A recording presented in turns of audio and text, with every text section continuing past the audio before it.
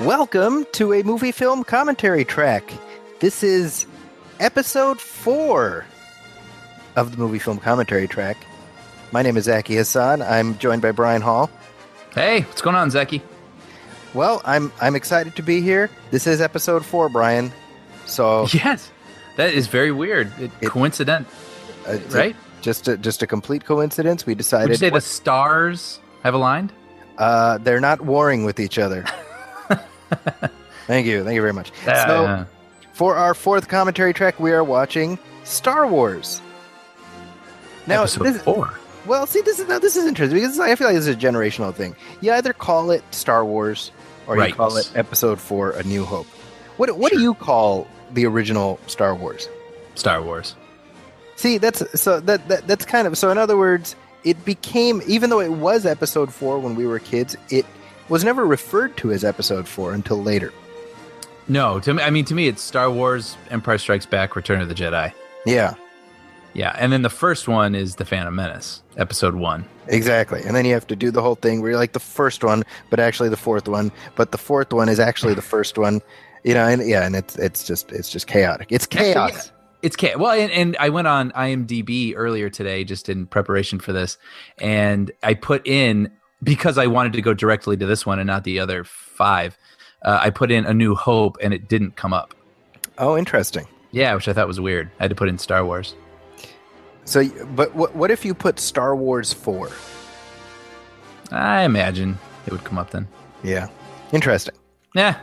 Regardless, it is Thanksgiving, and Brian, I don't know about you, but I am thankful for Star Wars. I am. I have been for most of the years I've been alive, so. Well, and here's the interesting thing. Now, you and I, we've known each other a long time. We've watched a ton of movies together. We have never watched Star Wars together. Wow. I find that hard to believe. That's crazy. Isn't that amazing? So this is actually a momentous thing because, audience, you get to listen in as Brian and I watch Star Wars together. Very cool. And this is on the eve, of course, of Episode 7 coming out in less than a month. In less than a month. So what better way to get acclimated, get ready to go, than to catch up with where the franchise began? So shall we do this? Let's do this. So for those of you who are listening to the first ever movie film commentary track, if this is the first one that you're listening to, Brian and I, we talk through it. We talk about what's on screen, but we also kind of go off on some tangents related to what we're talking about. We try to make it such that you can watch the movie with us, or you can just listen to the track, either way. And if you are watching with us, then we have it queued up here. We have the Blu-ray popped in. I have it on my end. Brian has it on his end, and we've got it queued up to 0000, basically right at the very, so skip past the FBI business, and we're paused. And so, Brian, you want to just count us down? Sure. Let's go. It's in 3, 2, 1, play. And here we go. Now, right here, look at this, Brian. This is something. Yeah. Yep. Say goodbye to that. Yeah. Well, the Fox fanfare, which is, synonymous with the Lucasfilm logo there. You're used to seeing the Fox visual, of course, but just think of the music. The music. That's the thing we'll probably talk about more later, but music for Star Wars is 50% of this movie. Let's be honest, right? And so, yeah, the opening of this film is the Fox fanfare, and then John Williams kicks it off there with the Star Wars music as we get the opening crawl. So it's going to be very weird now that Star Wars is owned by Disney, not to see that in front of the film, which is weird though too, also because Disney owns every Star Wars movie except for A New Hope, right? Yes. So isn't that the one Fox owns that one forever? In perpetuity. However, I think perpetuity in Hollywood is not as perpetual as other places. I can easily see a situation where Disney forks over an exorbitant amount of money as a one-time payment and just takes it off of Fox's hands. For sure. Because you have to figure that Star Wars by itself is a lot less valuable to Fox than having, the series at the studio. Oh, yeah, sure. Hey, can we talk about this real quick? The opening crawl. Yeah. So something I'm sure we'll probably talk about a lot of things during this commentary. But one of the main reasons that George Lucas wanted to make Star Wars, he wanted to make a Buck Rogers movie. because he grew up watching these. I think it was serials. Flash Gordon. Oh, Flash Gordon. Pardon me. Yeah. Flash Gordon, and those serials opened with opening crawls like this, catching the viewer up with the story. And so anyway, that's just one of the many things in Star Wars. It's not necessarily a nod, but just like something that he felt was essential to this type of storytelling. And it's cool too, because that's another thing. I mean, this is like one of the most well-documented movies in history. Yeah. And I think about that a lot, because you can buy these fantastic behind the scenes books, and they have just hundreds and hundreds and hundreds of behind the scene photos. And you got to wonder, like, did they have any idea that every single one of those photos would be studied and revered, decades later? Yeah. Archaeological artifacts, essentially. Yeah. Now, see, of course, this opening sequence here, we have to talk about, of course, the iconic entry of the Star Destroyer. People who were there opening night, or during that initial theatrical run, talk about how they were just blown away by that. I feel like certainly you and I, maybe just because certainly on my part, it always looked cool to me, but it was never this paradigm shift for me, because Star Wars has just always been there. Yes. It's hard to imagine. Yeah, like you said, you read all these accounts for how mind-blowing this was, and especially that moment of the Star Destroyer flying overhead. And it just always was a thing. Like, we just assumed, our of vintage. course, special effects are supposed to be awesome and amazing like Star Wars. Yeah. But that's another thing too. I mean, I'm looking at this. We're watching a Blu-ray, both of us. Yeah. This picture looks phenomenal. It really does. I mean, and you look at movies from like 1991 sometimes on like cable, and they look like garbage, because either they weren't preserved or the film stock wasn't very good, or I have no idea what, but the job that they've done in preserving this movie. Anyway, where I was going with that is, when you get so acclimated to CGI, and then you watch this movie, and there's a couple things that look a little dated, but I mean, for the most part, I feel like the ships look tangible. The sideburns are more dated than the spaceships. Yes, than the spaceships, for sure. I mean, because the lighting on it looks amazing, and the photography of it is amazing. I mean, the majority of the special effects in this movie were invented for this movie. Yeah. With ILM. So. Well, and I think that's why it remained so ahead of its time, is because they needed to reinvent the wheel in order to make this, make George Lucas's vision come to reality. So they were, in essence, already so far ahead of themselves. Yeah. And one of the most brilliant decisions he made, which you know very well about, is the lived-in universe. And the idea that you have dings and dents, and this isn't 2001, it isn't even Star Trek, and you realize how much, especially watching it on Blu-ray, how much that adds to the experience, because it just gives it this extra level of verisimilitude. Yeah, you read these accounts where people just didn't understand exactly what Lucas was doing, and people who worked at the studio would actually clean up after the film and clean up the floors, and Lucas was like, no, like that's a part of it, the dust, the scuffs, the whatever, like, this is a lived in place. I mean, you have to, it's funny, because obviously, and this is going to, I'm sure, be something that we talk about a lot, Lucas has taken his fair share of grief over the years, some fairly, some unfairly, but I mean, to come up with Star Wars, and to come up with it at a time, like, when you think about it now, whenever somebody comes up with a new sci-fi idea, they're like, well, it's kind of like the Star Wars ish, or, you know what I mean? Yeah. Like, Star Wars is the touchstone. So to come up with Star Wars when there was no touchstone. Right. Well, I have like 5 things I want to say right now. One, growing up, we didn't get to watch this movie in widescreen. So Absolutely. I just want to point out right now, as Darth Vader's choking this guy, you can see down the hallway on the screen right, and there's, stormtroopers taking people prisoner. That's something we never got to see growing up. That's just cool. So, second of all, I guess let's get this out of the way.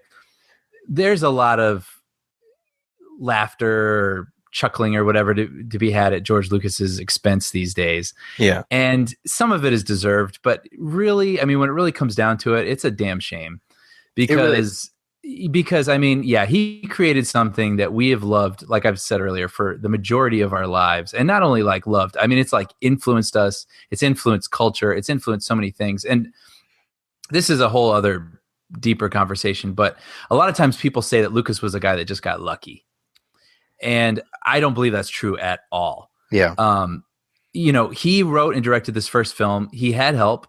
You know, he had his wife help edit the film because it was an unwieldy thing at first with their first editor, and then his wife whipped this thing into shape. You know, he had a lot of help, right?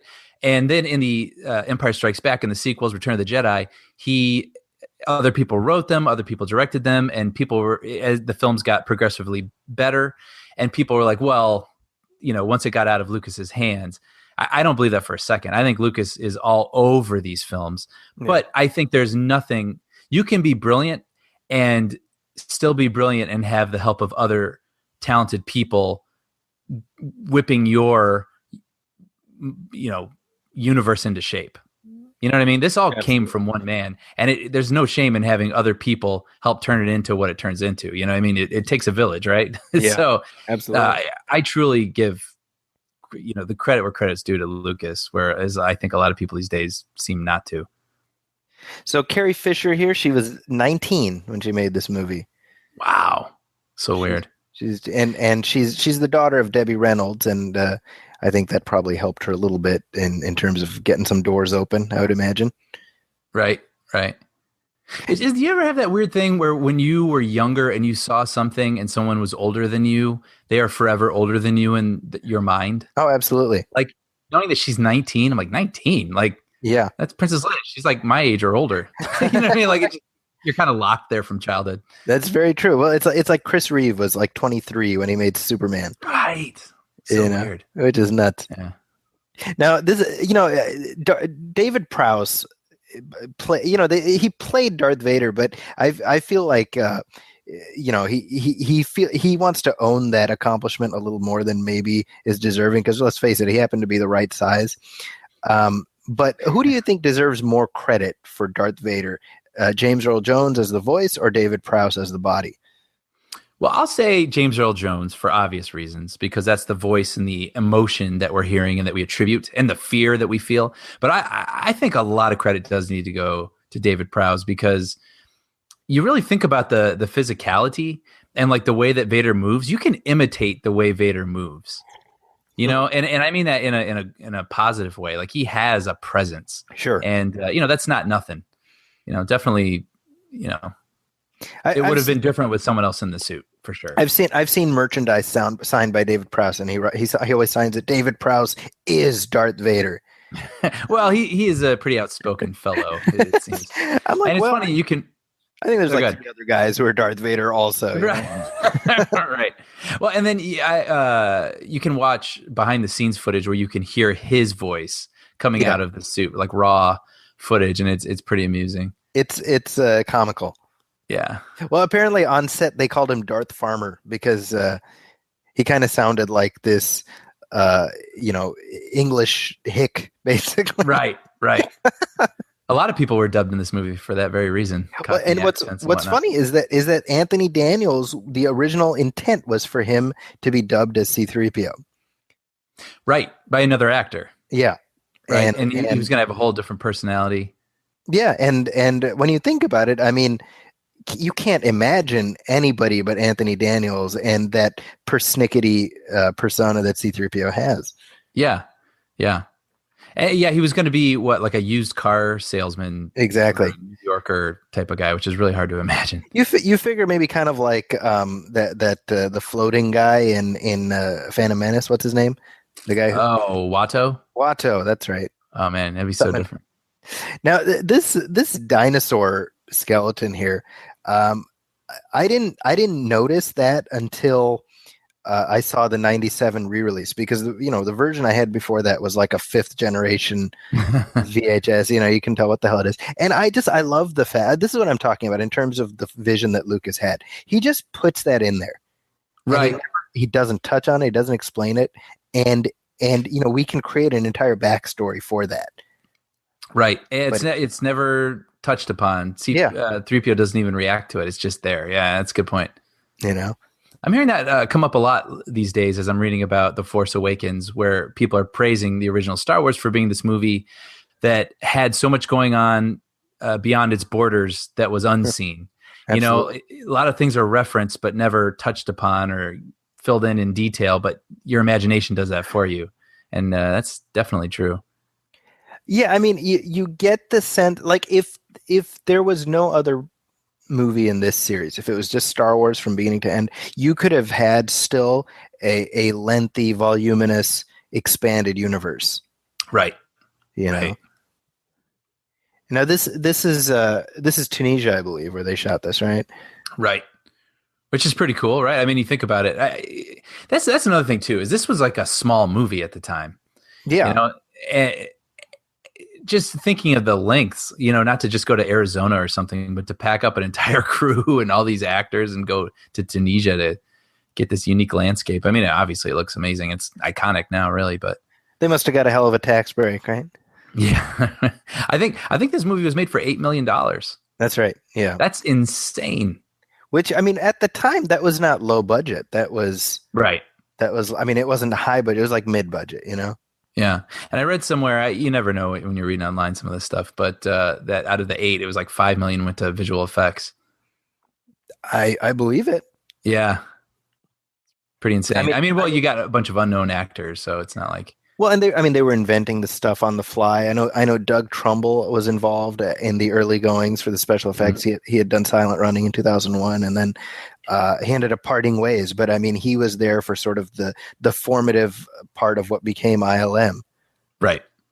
And I mean the people that were involved, and maybe this is partly because you and I are like film nerds, but I mean Ralph McQuarrie, Phil Tippett, Joe Johnston. I mean, these people who are, you know, household names in certain households, I guess.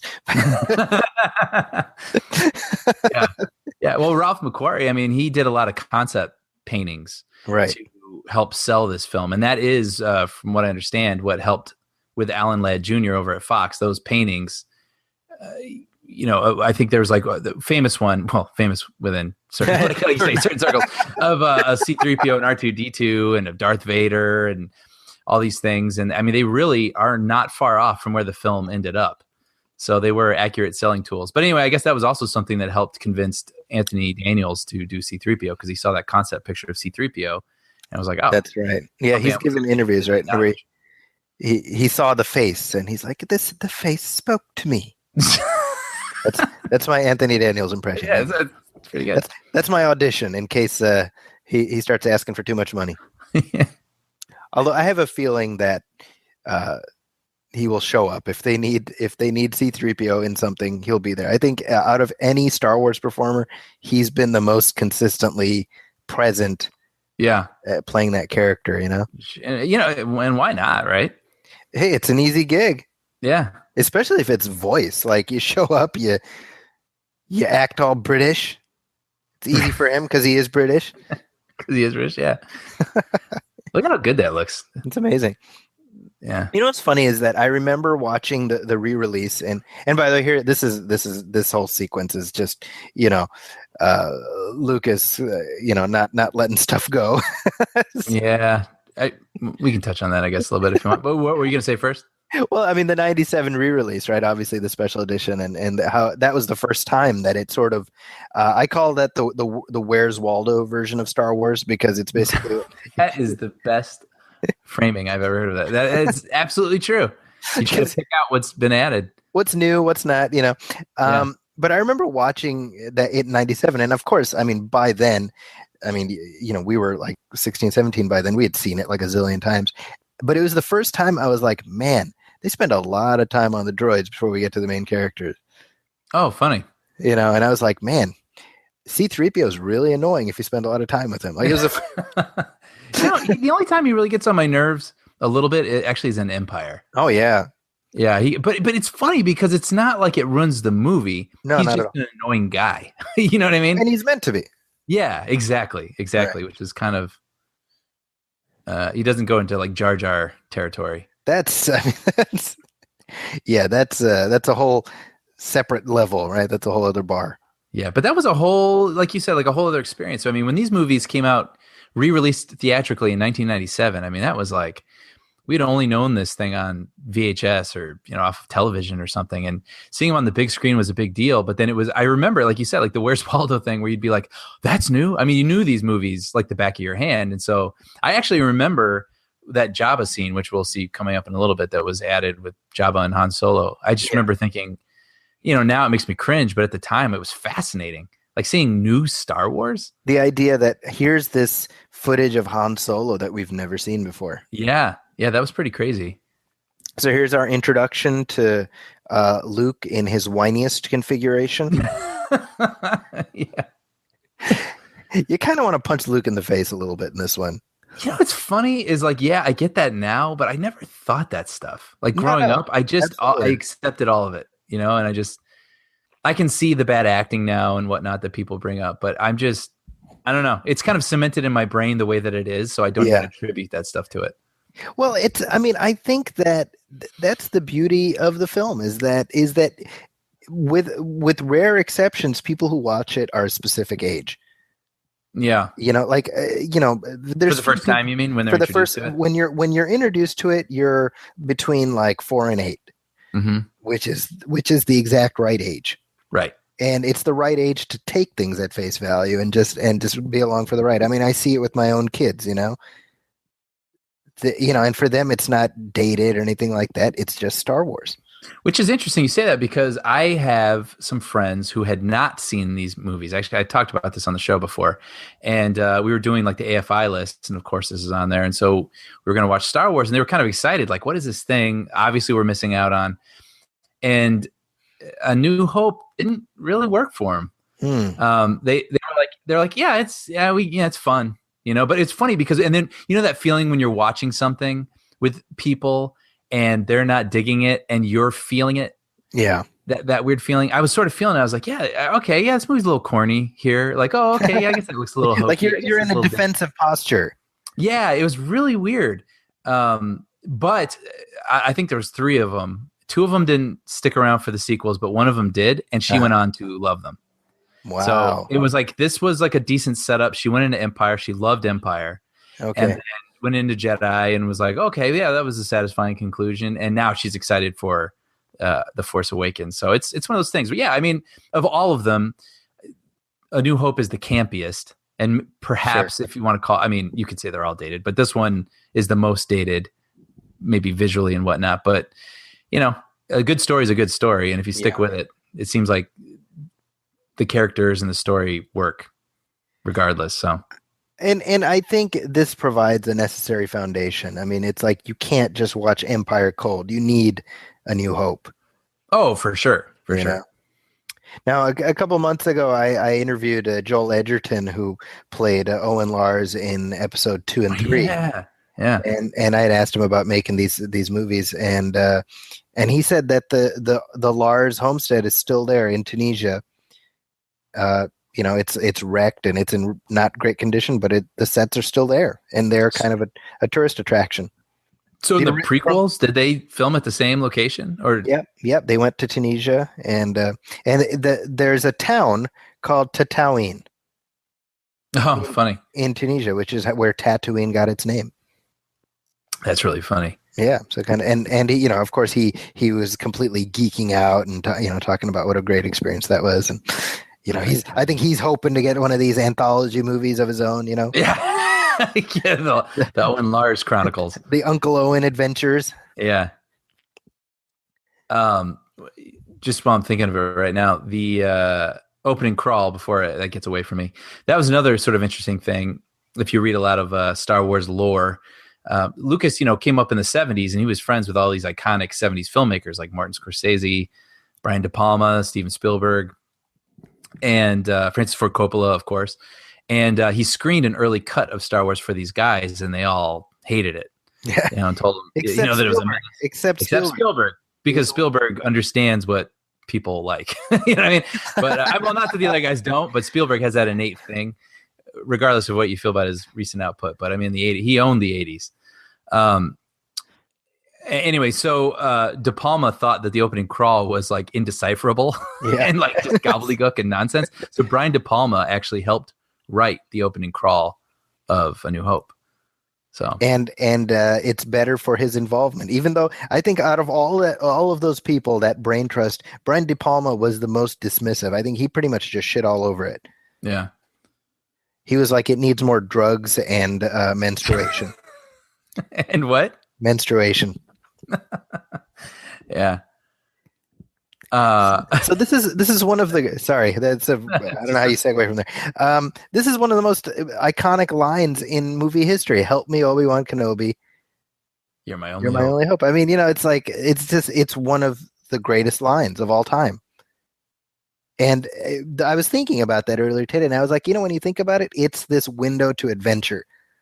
Yeah. Oh, yeah. You know what I mean? Like, it's just something's going to happen like this opens the door to this universe, and that to me is part of why the original Star Wars, this film, will always be the best introduction to this universe.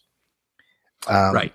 Because it was designed to be. It was designed to be, and the way the story really works, it's almost like it's like going through a funnel, right? So we meet the droids, we meet Luke, we meet this person, and then we meet these people and these people and these people, and it gets wider and wider until by the end we're now a part of the universe.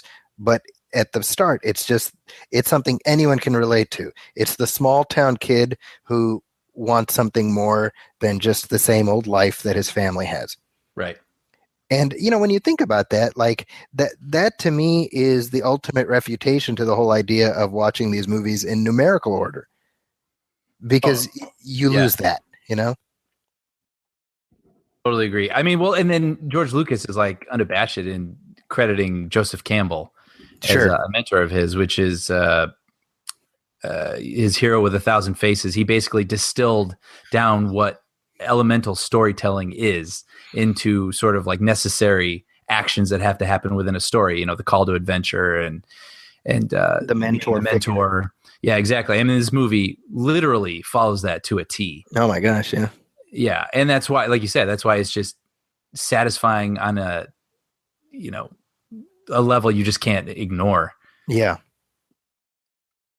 Now here's I mean, just he's got his ambitions, but he's denied them, right? He's stuck. He's stuck. Who can't relate to that? Mm-hmm. Now, there's Uncle Owen and Aunt Beru, of course. Now he we can tell how attached he is to Aunt Beru because he has a haircut in her honor in Return of the Jedi. Yeah. It's funny too. Aunt Beru is dubbed here. That's not her original voice. Is Uncle Owen dubbed? That was my question, because he was an English actor. That I don't know, but I know Aunt Beru in the original version was a whole other voice, and then they dubbed her for later. I wonder why. Later versions. I think she was too British. She's like, "Oh, Luke." She was. Yeah. She's Keira Knightley. Yeah. Agatha Knightley. Yeah. That's probably not Keira Knightley's mom's name, but no. I think of all older British women with the name Agatha. Something else we should talk about just while we're still here at the beginning is the fact that we know this movie like the back of our hands because we watched it over and over and over on like VHS, right? Sure. And that's the thing. And what? And DVD and every other. Oh, DVD. Oh, yeah. But the thing is this started with this. Like when this movie first came out, VCRs didn't exist, and you had to see it in the theater a million times, and then you weren't going to see it again, right? And this was like one of the first movies that came out on VHS where people could actually repeat view. And it's interesting, if you go online, you can see they did sell, because people wanted to relive the adventure over and over again, was they actually sold these little projector. They look like film cameras, and they had little, strips from the film, and you could watch about like 30 seconds worth of the film. Wow. Yeah, I mean that's how desperate.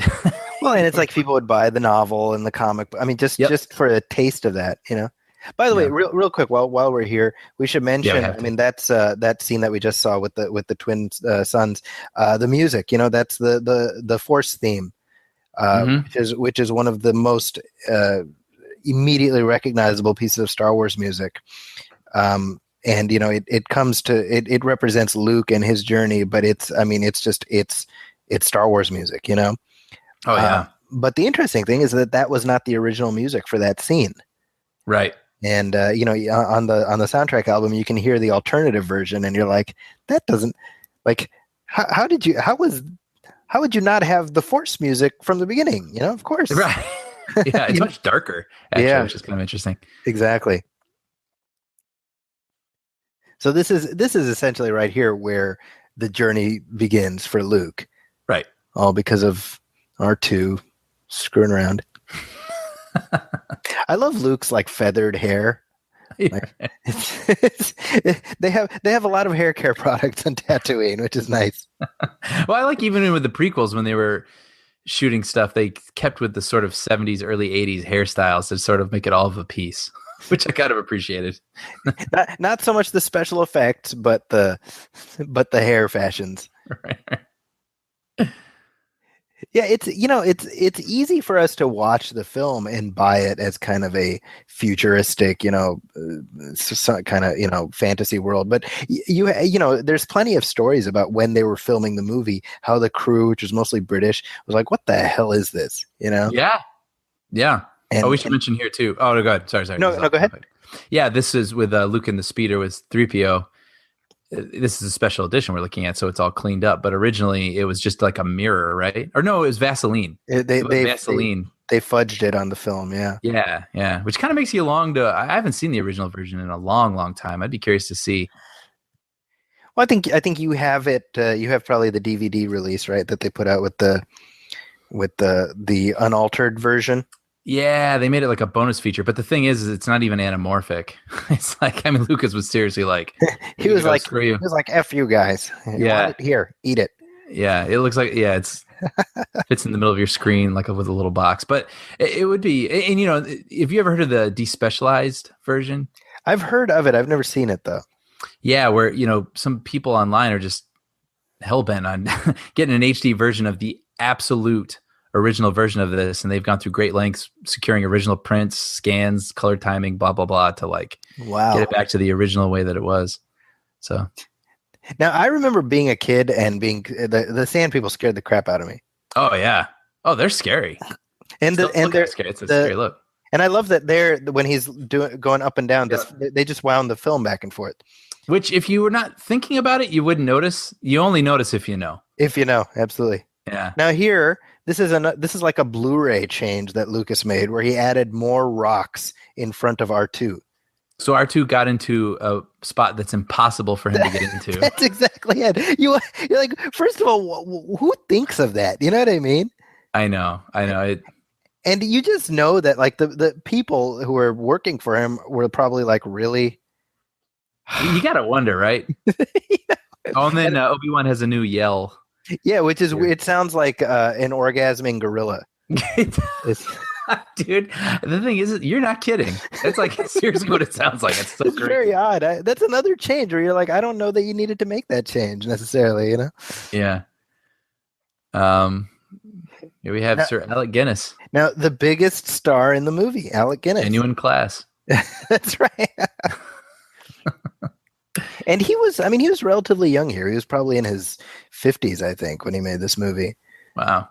And he was the credibility. He was the legitimacy. It's the equivalent of, Ian McKellen being in Lord of the Rings, however many years later. Right. Where it's just, his name. And actually it's very apt because Alec Guinness and Peter Cushing were sort of the tent poles of this cast, the same way Christopher Lee and Ian McKellen are in Lord of the Rings. Yeah. So from what I've read, there's sort of conflicting reports about Alec Guinness's feelings, not on the movie post. Right. But during. And I don't know what you've seen, but have you? Did you find this letter? I remember this came out a couple of years ago. Yeah. Where he was writing to a friend about the movie, right? Yeah, or about doing it. I actually have it here. I might as well read it. Yeah, go for it. So this is a letter he wrote to a longtime friend. You have to read it in his voice, though. Hello there. No, but it's just funny. So this is actually from before he started filming. He said, this is his quote here. I've been offered a movie, which I may accept if they come up with proper money. London, North Africa, starting in mid-March. Science fiction, which gives me pause, but it is directed by Paul Lucas, who did American Graffiti, which makes me feel I should, which is kind of interesting that American Graffiti, which, by the way, was a movie that Universal didn't believe in so much that they were going to almost make it a TV movie. Wow. Yeah. Anyway, so continuing in the quote, he says, big part, fairy tale rubbish, but could be interesting perhaps. And then it says, then after filming, he wrote the same person again to complain about the dialogue and describe his co-stars. So then he says, this is Alec Guinness, new rubbish dialogue reaches me every other day on wads of pink paper, and none of it makes my character clear or even bearable. Ouch. I just think, thankfully, of the lovely bread money, so which will help me keep going until next April. I must off to studio and work with a dwarf. Very sweet. And he has to wash in a bidet. Okay. And he goes, and your fellow countrymen, Mark Hamill and Tennyson, that can't be right. Ford? Ellison? I love that he wrote that. Yeah, it's in parentheses. He goes, well, a rangy, languid young man who is probably intelligent and amusing. He goes, but, oh, God, they make me feel 90 and treat me as if I was 106. Oh, the actor's name is Harrison Ford. Ever heard of him? So anyway, that's a letter that came out a couple of years ago. That's so funny. I love that he wrote all that. Like, you know. Yeah. Well, I mean, I think that Alec Guinness, for him, it was just a job, right? And I don't think he looked down his nose at it per se, but I don't think he held it up as being, right, the testament from on high, which I think is the problem with the latter films. Yeah. Is because I think Alec Guinness was in a position where he could say, this dialogue doesn't really work and I'm going to do this. And if George Lucas is being told what's what by Alec Guinness, well, he's going to listen to Alec Guinness, right? Right. And so I think that this is my firm conviction, right? And this, obviously there's a lot of debate about how much Lucas had planned out and whatnot. I think Lucas had a very general sense of a universe before and after this, but not nearly to the degree that he has that the legend has come to say now, Right. And oh yeah, good. No, go ahead. Well, I was going to comment on, we've talked about it on the show, but that comic book, The Star Wars. Right, exactly. Which was an adaptation of his very first draft of this movie. And I got to say, I mean, yes, it's all over the place and it's very different in a lot of ways, but it's also incredibly similar in way more ways than I imagined. Yeah. I mean, he knew where he was headed, and right. Also that's another testament to creative people out there and writers and aspiring, creative types. I mean, sometimes you feel disappointed when you write your first draft of something and it isn't Star Wars or it isn't whatever. But it's like you look at what Lucas had, his first drafts, and they are just nowhere near what this ended up being. You can't build Rome in a day. It comes to you after revisions and revisions and revisions and revisions. Very true. I found it kind of inspiring, actually, because, like I said, there were several nuggets there. Right. He just had to figure out how to put them to better use.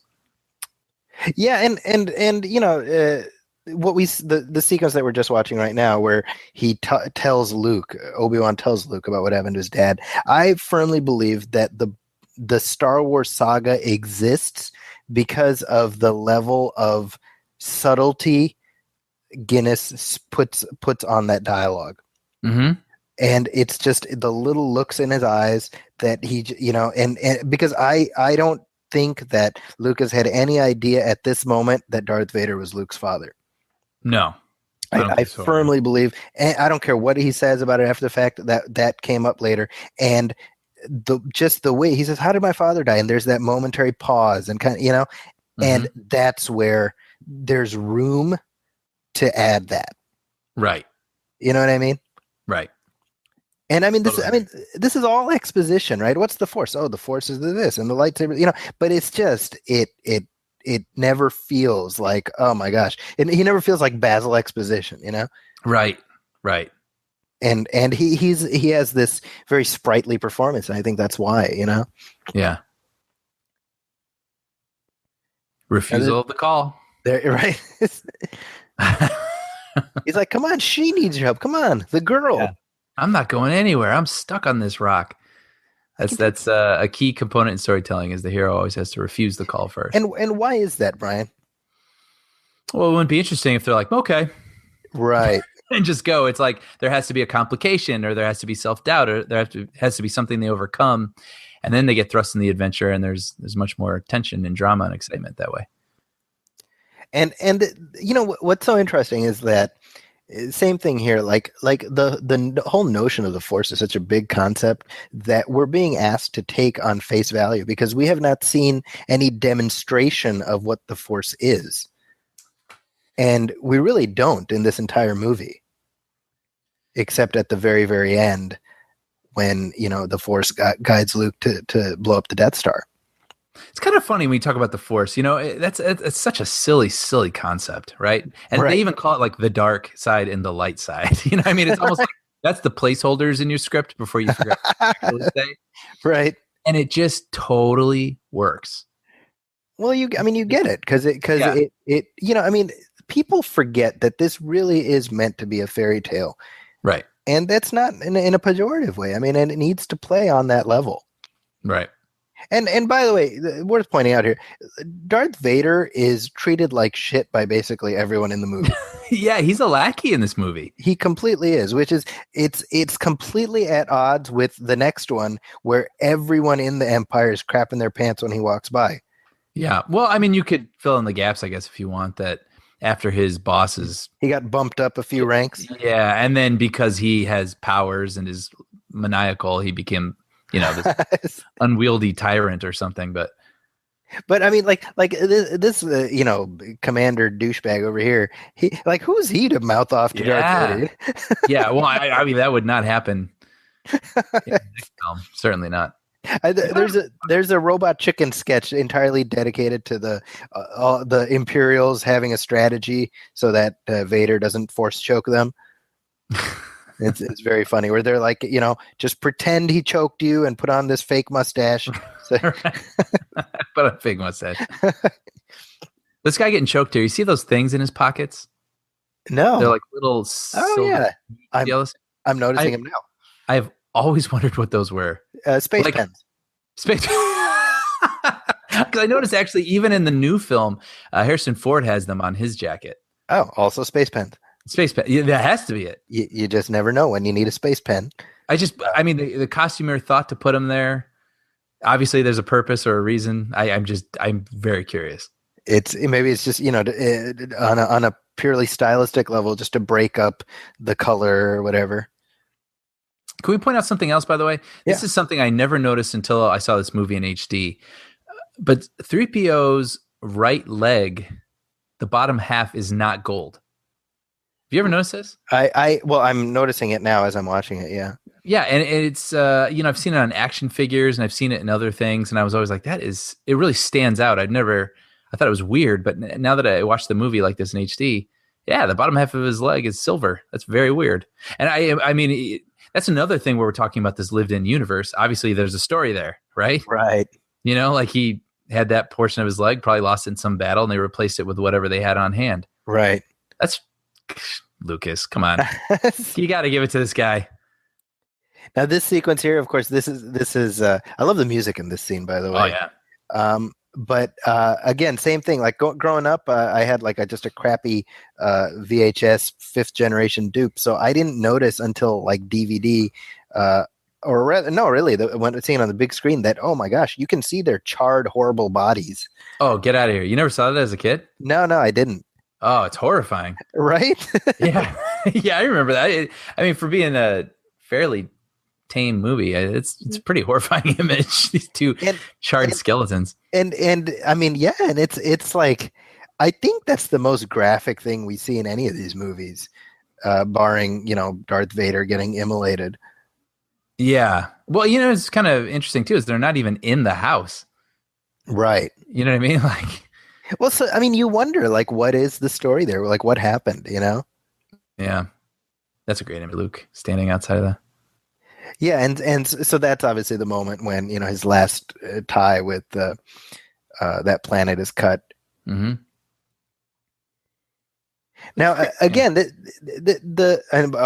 is where Princess Leia is about to be tortured. So there's actually a lot of dark stuff. And, yeah. This thing scared me as a kid. I think, if I remember right, this little probe thing with the syringe. well, and the fact that they cut away, so they just leave it entirely. Like, what are they doing to her? You know? Yeah. It's kind of like in Empire Strikes Back when they cut away as Han Solo is being tortured, and you just hear him screaming. Yeah. That's pretty horrifying too. I just love that the first two Star Wars movies have these very dark, scary torture scenes, and then in the third one, they're like, "Hey, watch this droid get tortured. It's hilarious." Yeah.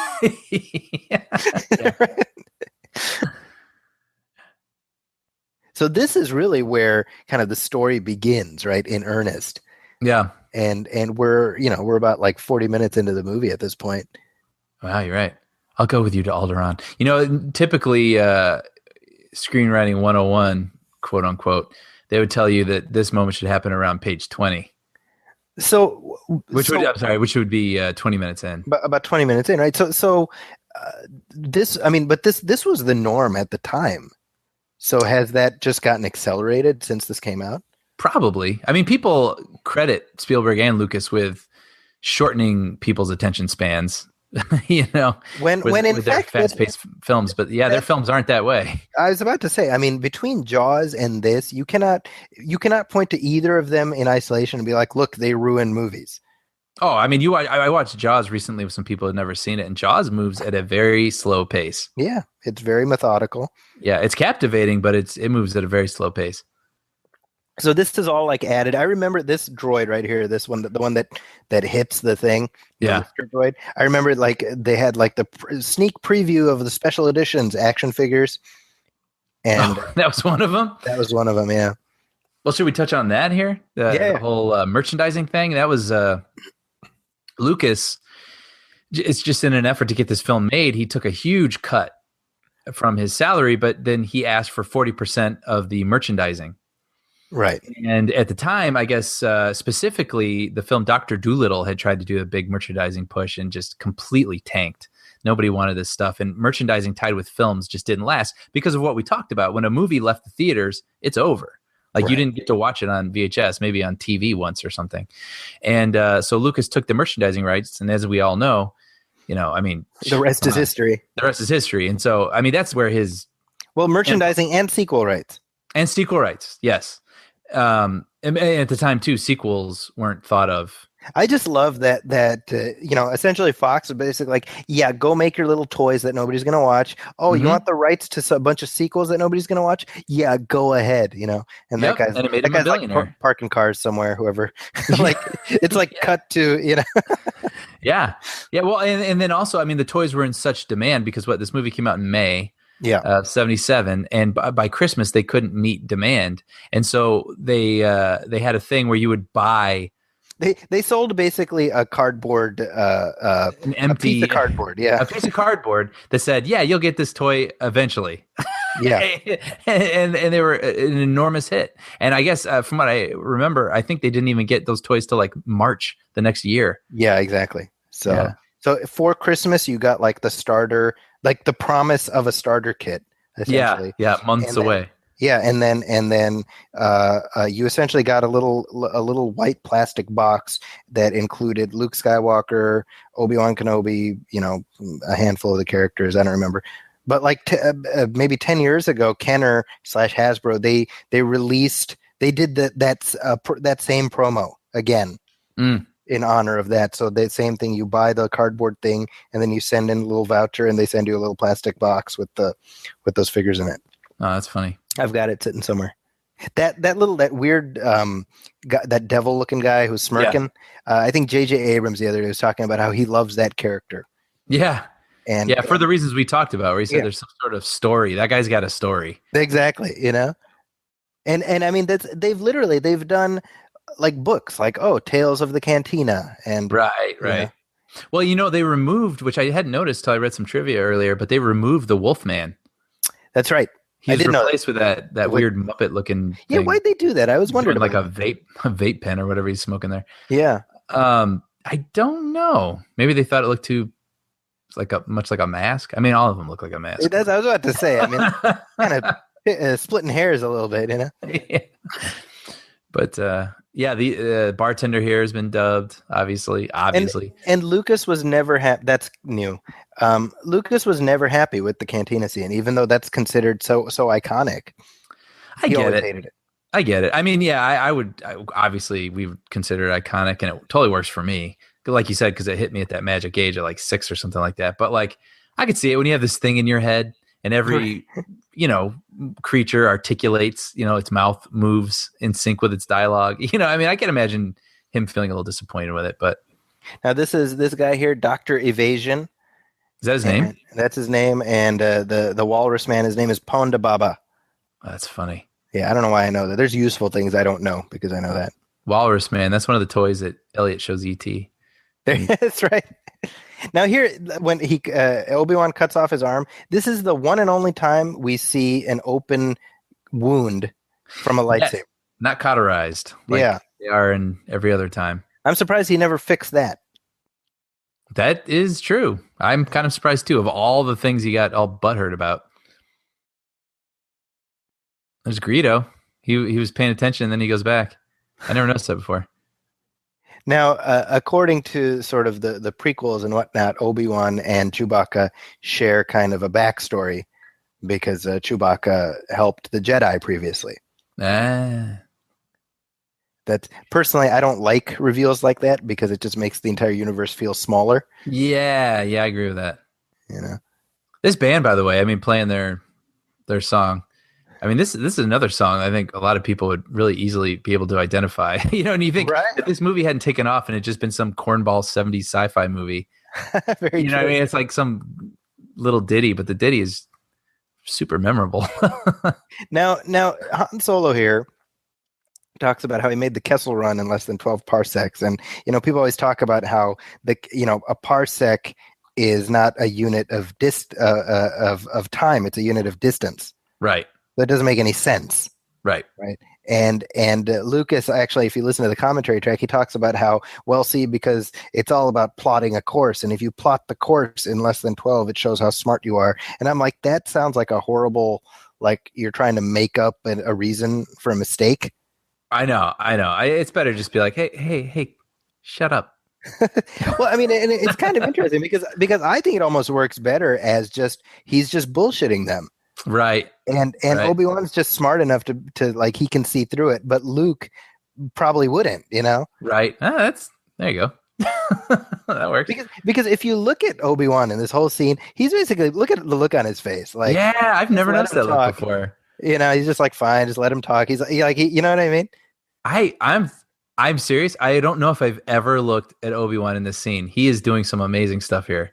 Yeah, exactly. The way he's looking at Luke. That's great. And it's all in this. I mean, you've seen this movie a million times, and yet there's new stuff to get out of it, Making me appreciate how much Alec Guinness didn't phone it in. Yeah, exactly. I mean, he might have did it for the money, but he earned his money. So yeah. That's another thing I was going to say. If you look at the deleted scenes for this, which, by the way, is like, I mean, the thought of seeing deleted scenes from Star Wars maybe even like 15 years ago was like, no. I mean, never happened. It'll never happen. And then there was like a CD-ROM that came out. I forget what it's called, like Magic of the Force or something like that. That's right. And then you could find all these things online in the hidden corners of the interwebs, right?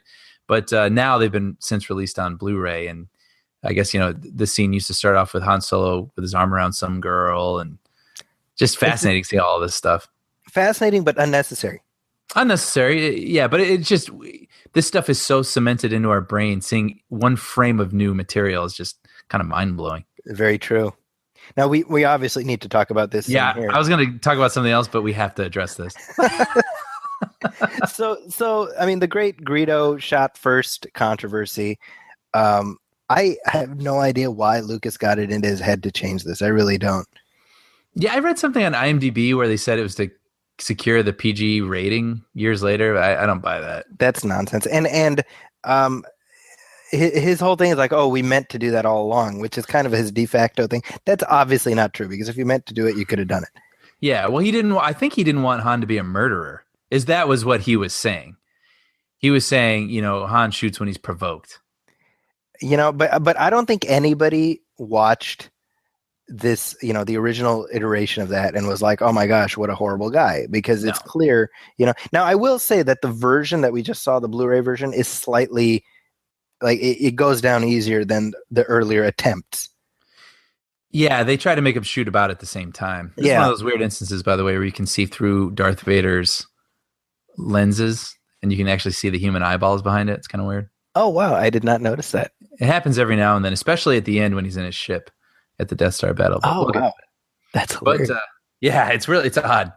But back to what you were saying. Yeah, so they've made it so they shoot sort of in time. But yeah, when they did the first, like in theaters in 97. 97, it looked so bad because they did this digital. Han does this shift to get out of the way. That it was like a stutter, Yeah, it looked like a stutter, exactly. Like when you are shooting something and you stop the camera and then someone moves out of frame and you start it again and everything shifts. That's what it looks like. And I mean, we're coming up on obviously another big addition from the original version, which is the Jabba scene. That robot, by the way, looks like ass. It's terrible. Look at that. He was acting though. Like, I am a robot. He did not get C-3PO. He went out for it, but he's like, you know what? I'm on screen for like 3 seconds. I'm going to do everything I can to make it work. This thing's pretty spooky. Yeah, this elephant looking, aardvark looking guy. Yeah. Yeah, so right here. Okay, now, here we go. Now, again, we have to sort of cut through like the historical revision. They originally shot this with a dude, like a portly guy. Right. Who was Jabba the Hutt. Right, but they always intended to cover him up with a visual effect. I think that is ridiculous. I think that's not true. Yeah, and it doesn't make any sense. I mean, the guy's wearing a costume.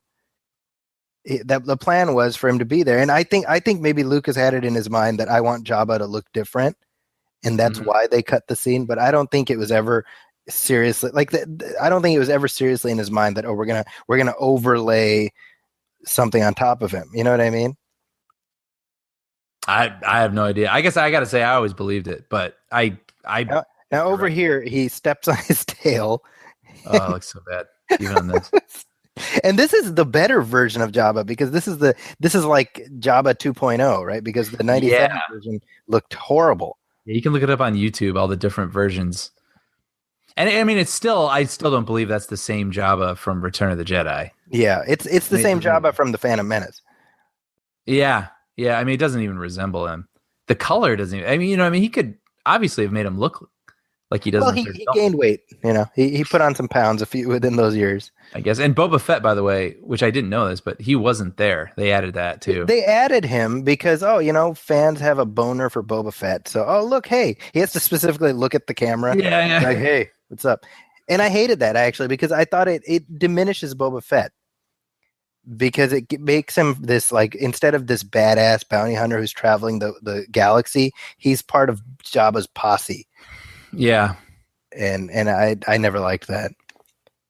It's kind of a weird scene too, because he just had that exchange with Greedo and Jabba's on his ass. It's the same dialogue. Yeah, it's the same thing. And then it's sort of like, well, Jabba's right here, so it's like, what's the threat? And not just that, I think that scene does this scene a disservice because this should be our first look at the Falcon. Mm-hmm.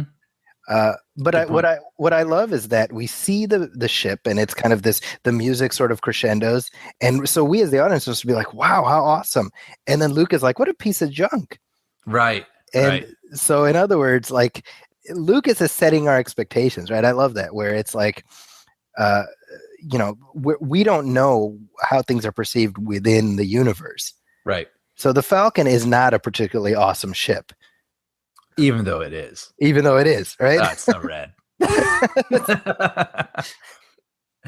This scene, this is really when things get going because from here to the end, it never slows down. Right.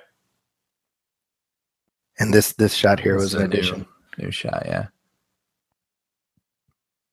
What I was going to say earlier, before the Greedo thing, was speaking of deleted scenes, we were originally going to be introduced to Luke in a different way, right? Have you ever seen this deleted scene? I have, I should say. Yeah, where he is watching the battle from the opening of the movie from his planet. So he's looking through binoculars and he sees like lights in the sky. And then he goes to go, excitedly at Anchorhead to go tell his friends about what he just saw. And they're like, oh, silly Luke. That wasn't that. It's just a reflection of a sun dial somewhere. Like just like whatever. And his friend Biggs, who he references later in the film. And there's like this whole scene where everyone's picking on Luke. It's really weird. Yeah, it's a terrible introduction to the character. It's a terrible start to the film. And Lucas didn't want to do it. He basically shot that because the studio wanted Luke to be introduced sooner than he is. Oh, that's interesting. Yeah, and his instincts were right that it was. It totally throws off the pacing of the film. Yeah, it's hard to imagine it in there. Yeah. I mean, the one aspect of it is the introduction of Biggs early on, which would make his death more poignant. But I don't think, his death is still poignant.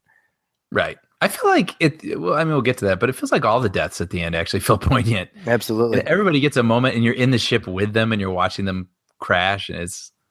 Yeah, absolutely. Now, if you watch the scene, it's kind of funny how Leia is suddenly British. Yeah, and I just read earlier that this was the first scene that she filmed. Okay. So it kind of makes sense because I think they said that she said she was sort of working off of Peter Cushing. Cushing, yeah. Sure. And then she hung out with her American friends and was just like, oh, hey, what's up? He goes back to her normal Southern California. She's having lunch with them and she's like, man, are you having trouble with the British accents? And they're like, what? Right. You should probably stop that, Gary. But see, that's the funny part is that by this scene just being in the middle, it feels like Leia is just like one of those people who's like an Anglophile. Right. She's just around British people and she just adopts their affect. Peter Cushing does not get enough credit for being just such a great bad guy in this. Yeah. Oh, for sure. And because especially in the larger context, because he is kind of the odd duck in this film because Palpatine is not the villain. Yeah, he kind of gets forgotten when you think of Star Wars. I don't think of this character. Yeah. Which is interesting because he is the main villain in this movie. Right. And I wonder if they didn't trust to have a villain that you couldn't see their face. And that's why Vader is just sort of like supposed to be a scary sort of bouncer henchman kind of guy. Well, and this, like the notion of Vader being encased in that suit came from one of those Ralph McQuarrie paintings. Mm-hmm. And it was originally because McQuarrie painted him in a suit because he was going to be traveling in space from the Imperial ship to the Rebel ship. Right. And it's like, oh, he needs, and Lucas just ran with that. But the original plan would have been that, you would have seen his face, or it wouldn't have been as all covering as all that. Right. But Vader is the equivalent of Odd Job or Jaws. Right. Where he's the main villain's flunky. Right. Right. And I was just gonna say, I read somewhere he only has 12 minutes of screen time in this movie. I totally believe it. I didn't think about that, but you're absolutely right. Yeah, and there's no Imperial March, by the way. That hasn't been written. Right. That's the most notable absence, I think, in this film. Mm-hmm. That makes it stand apart from the other ones. Yeah, this goofy chess game. Which I love that people are still I think somebody's even now hard at work trying to make a holographic chess game that's like the Star Wars one. Yeah. I feel like that's a thing in sci-fi franchises. They have to have their version of chess because there's this in Star Wars, and then in Star Trek there's multi-level chess. I don't know. Yeah, it's just every franchise needs to have their take on chess. That's really funny. Let the Wookiee win. Now here we have Luke doing the training, and of course, what I love is that Han is the absolute skeptic, and then in the stuff that we're seeing for The Force Awakens, how he's the one who's like, it's all true. Right, the Force, Jedis. And it directly parallels this scene, which I love. Yeah. I was going to bring up Chewbacca, just with the Let the Wookiee win, Peter Mayhew. It's interesting. He was an orderly at a hospital right before this movie was made. Wow. And he wanted to get into movies and do something exciting. And so he went out, tried out for the movie. And George Lucas took one look at him when he stood up and said, "You're it." Because he's Wow. 7'2" or something insane. That's nuts. Yeah. He recently had knee replacement surgery. Yeah, he has to walk around with a cane now, and I guess for the new film he's in it, but not when Chewbacca's standing. So basically, whenever he's sitting at the helm of the Falcon, it's just like he's like the top half of Chewie, basically. Yeah. And he's wearing like board shorts underneath, maybe. Yeah. There's a great spec script that was going around a couple of years ago. It was on the Blacklist called Chewie, and it was a story about the making of Star Wars told from Peter Mayhew's point of view. Oh, interesting. Yeah. Oh, it's fascinating. I loved it. And they actually dramatized that scene of Lucas showing the film to Spielberg and all those guys. And it's done so well because Lucas throughout the whole thing is very long suffering as he was in real life. I mean, he actually had to be hospitalized at one point. He's so stressed out from making this film. And in the scene, it's great. Just the way that they fictionalize it. But everyone walks out criticizing it, saying how it's not going to work and blah, blah, blah, blah, blah. And then Spielberg, his pal Spielberg comes up, puts his arm around him. He's like, friend, this thing's going to make millions of dollars. I remember actually getting emotional when I read it. It was done so well. You think that movie will ever get made? Never say never, but I think it would be quite difficult. Yeah, with all the clearances and stuff. Yeah. Now, worth pointing out here, Obi-Wan Kenobi was meant to be in hiding on Tatooine because, of course, all the Jedi have been wiped out. But this shows how bad he is at his job because he hid wearing Jedi clothing. Yeah. Like, you'd think that would be like step one, let me get rid of my Jedi robes because I don't want people. Right. I'll go buy a sweat, not a leisure suit. What do you call it? Like the workout sweatpants suit or whatever. Yeah, like a red zip up tracksuit. That's what he really tracksuit. That's what I was trying to say. Yeah. Wait, speaking of Spielberg, by the way, so 1977. This is the same year that Close Encounters of the Third Kind came out, and there's kind of a famous story where Lucas went and visited the set of Close Encounters and saw the whole, Devil's Tower runway sort of set and was just like, oh my gosh, like this movie is going to be such a huge hit. My movie's going to suck.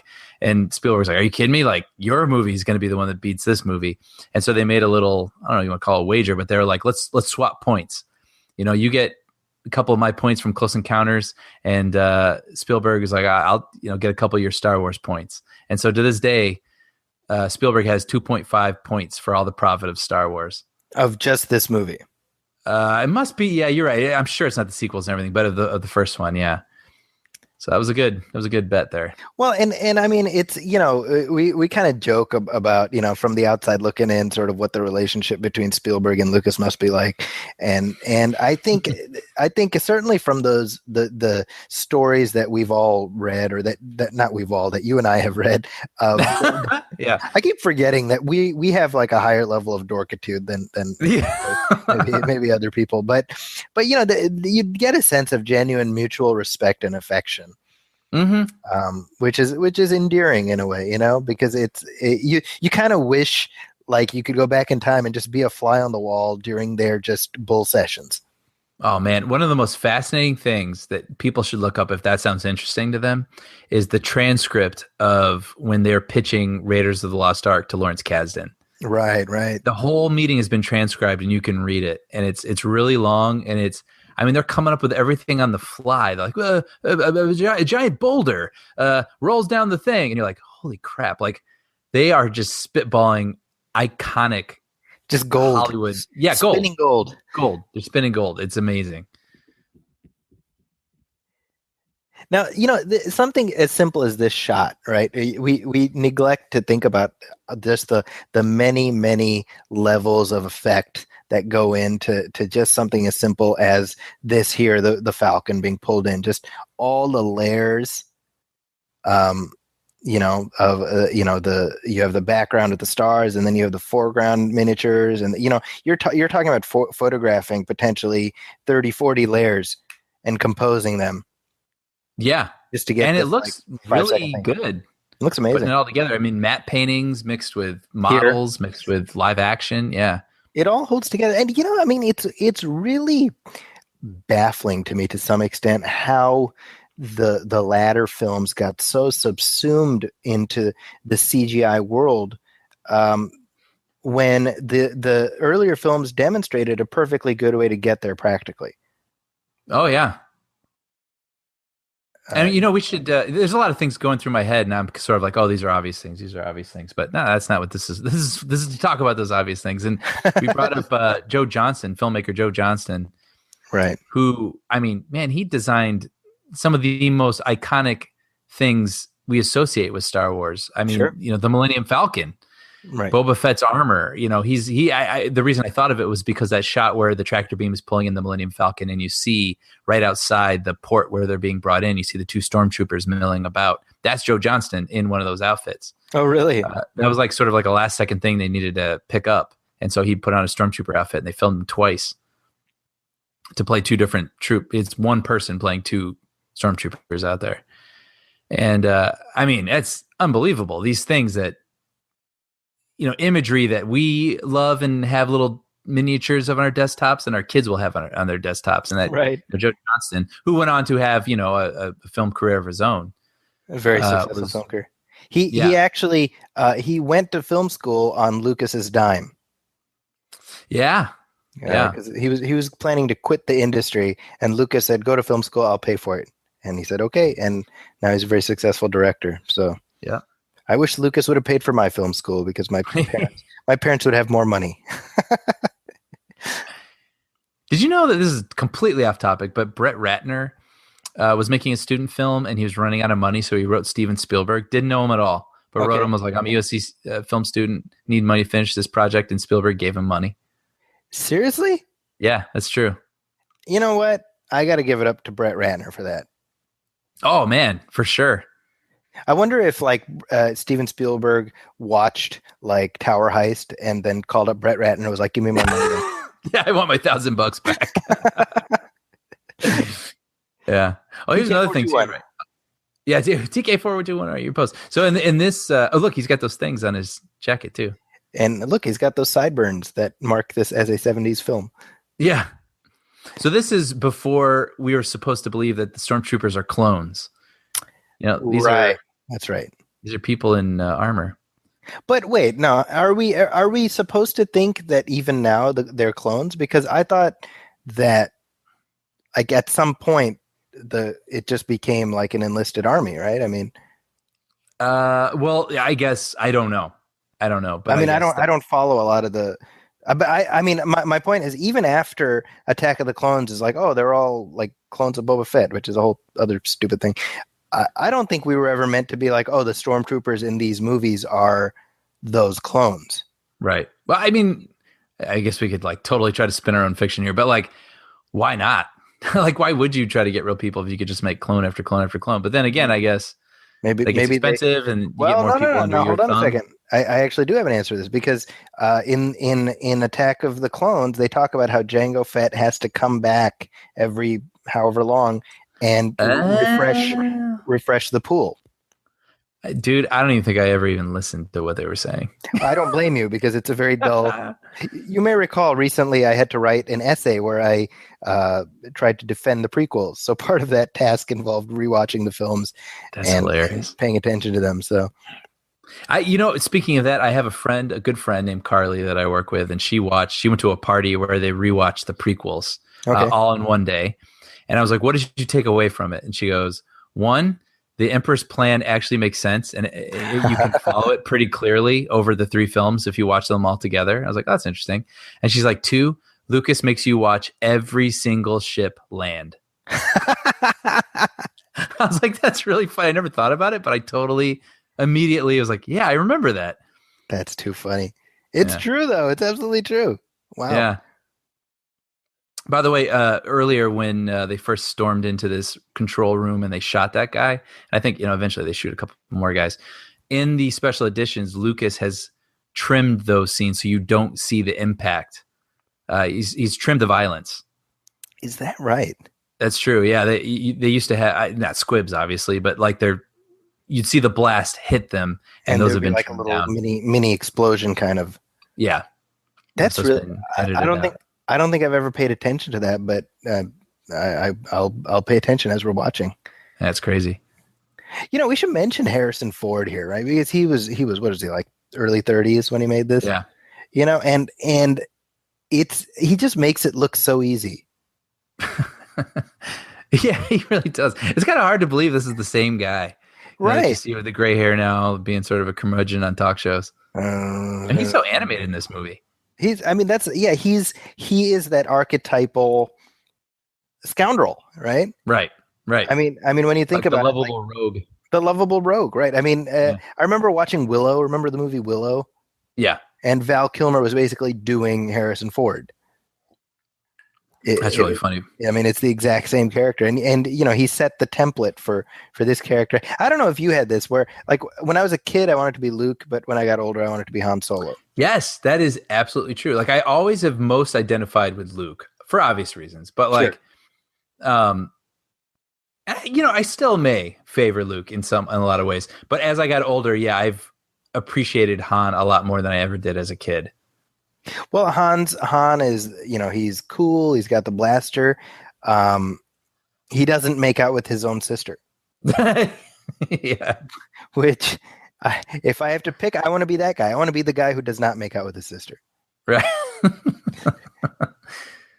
What was I going to say? Oh, about Harrison Ford. So, I mean, this is, again, kind of a famous story, but the whole thing was Lucas didn't want him to be in the film initially because he didn't want to reuse actors he had used previously, and Harrison Ford appears in American Graffiti.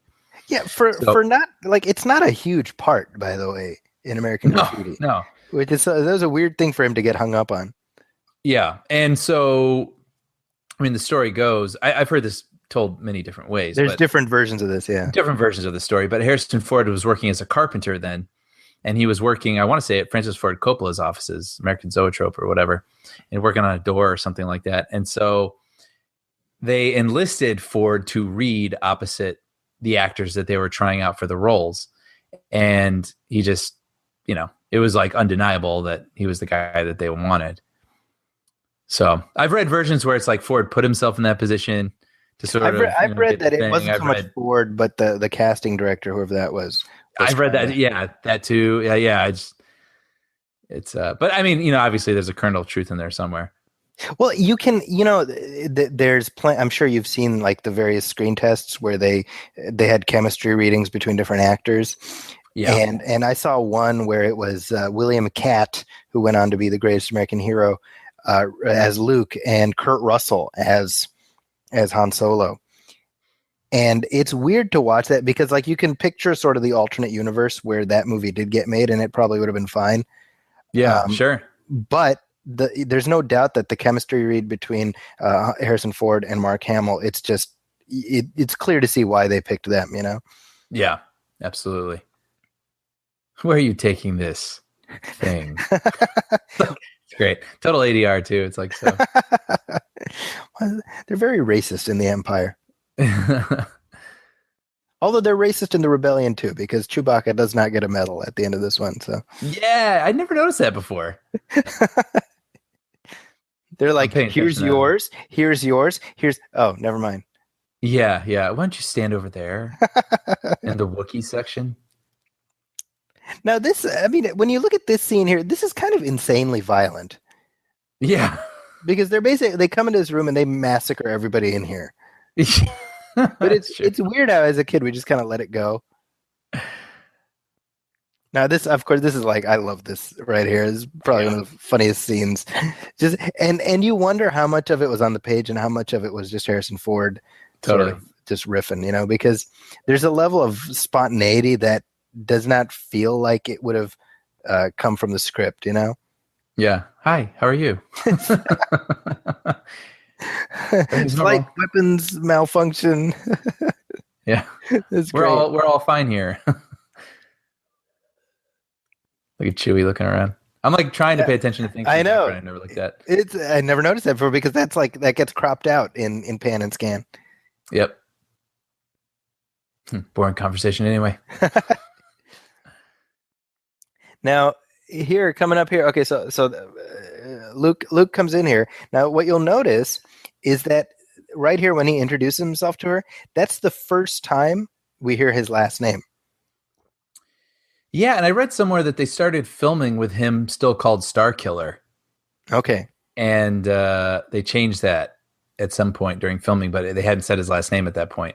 Isn't that interesting? So we're now an hour and 15 minutes into the movie, and this is the first time we have our hero's name. Because up until now, he's just been Luke. Mm-hmm. That's interesting. I heard, well, so yeah, if you read the first draft or that comic book adaptation of the Star Wars, there was a Star Killer character. There was like a Luke character and an Anakin character. That's it was right. General Skywalker or something like that, or Star Killer, right? And they all got kind of condensed and whatnot. But I've heard that in The Force Awakens, which we'll know in less than a month, there's some sort of base called Star Killer. Star Killer base, which is, I think, is that like the Death Star? Yeah, or whatever it is. And it's kind of an homage to that, like Lost. That's and that's pretty much in line with something that Lucas himself does or did, right? Because like he would reuse names and characters all the time. Like Mace Windu, right? Was there was Mace Windy in like an earlier version, and right.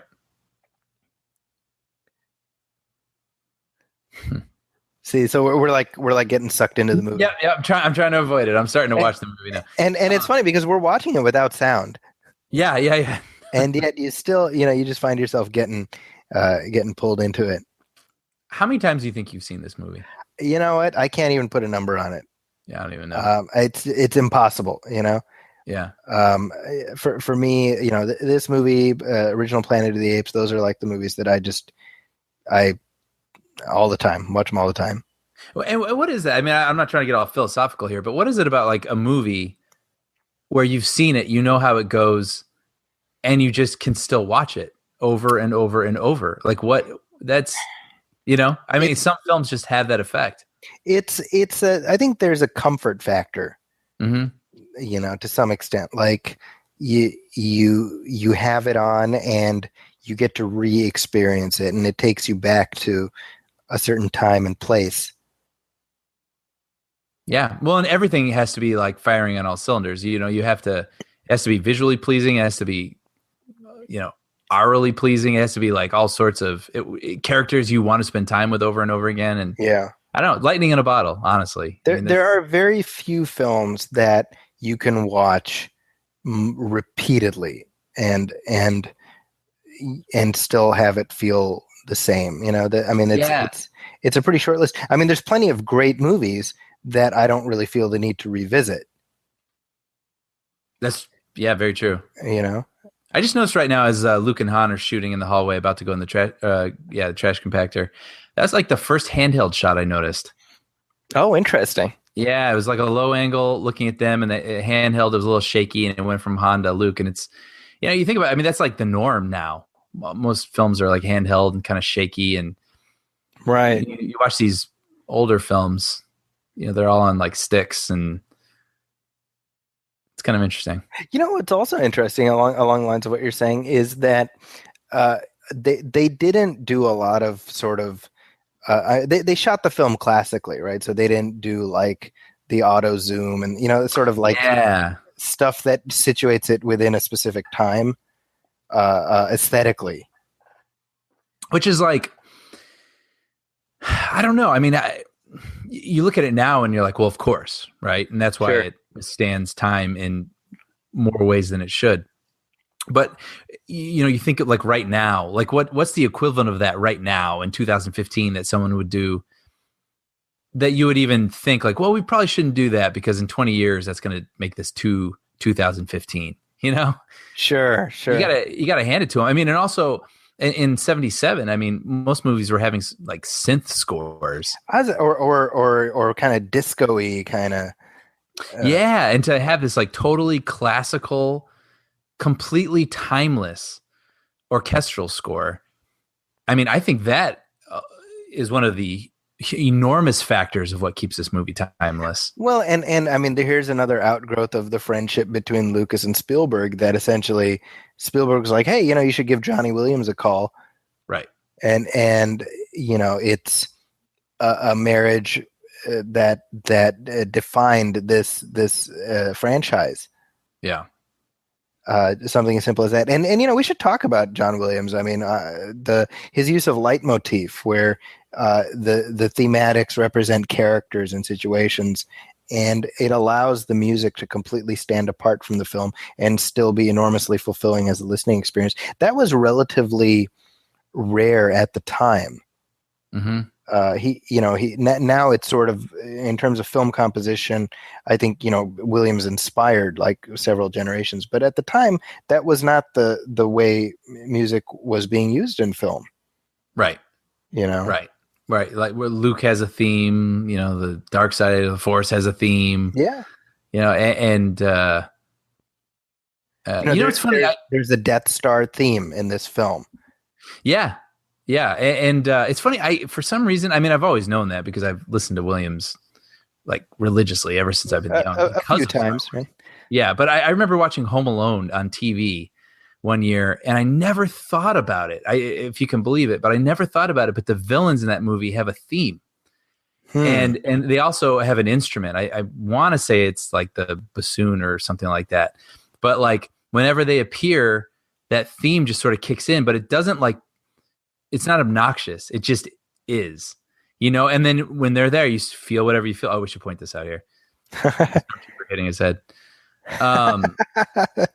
Which was a film mistake, and then once it became sort of famous in the special editions, they added Foley, the sound effect of him hitting his head on there.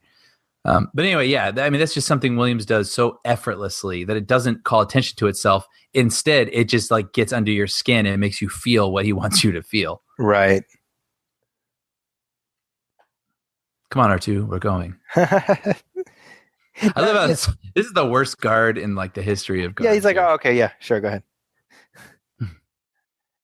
What's that, guys I shouldn't be trusting? Oh, you want to go down the hall? Sure. Hey, doesn't he go, yeah, all right.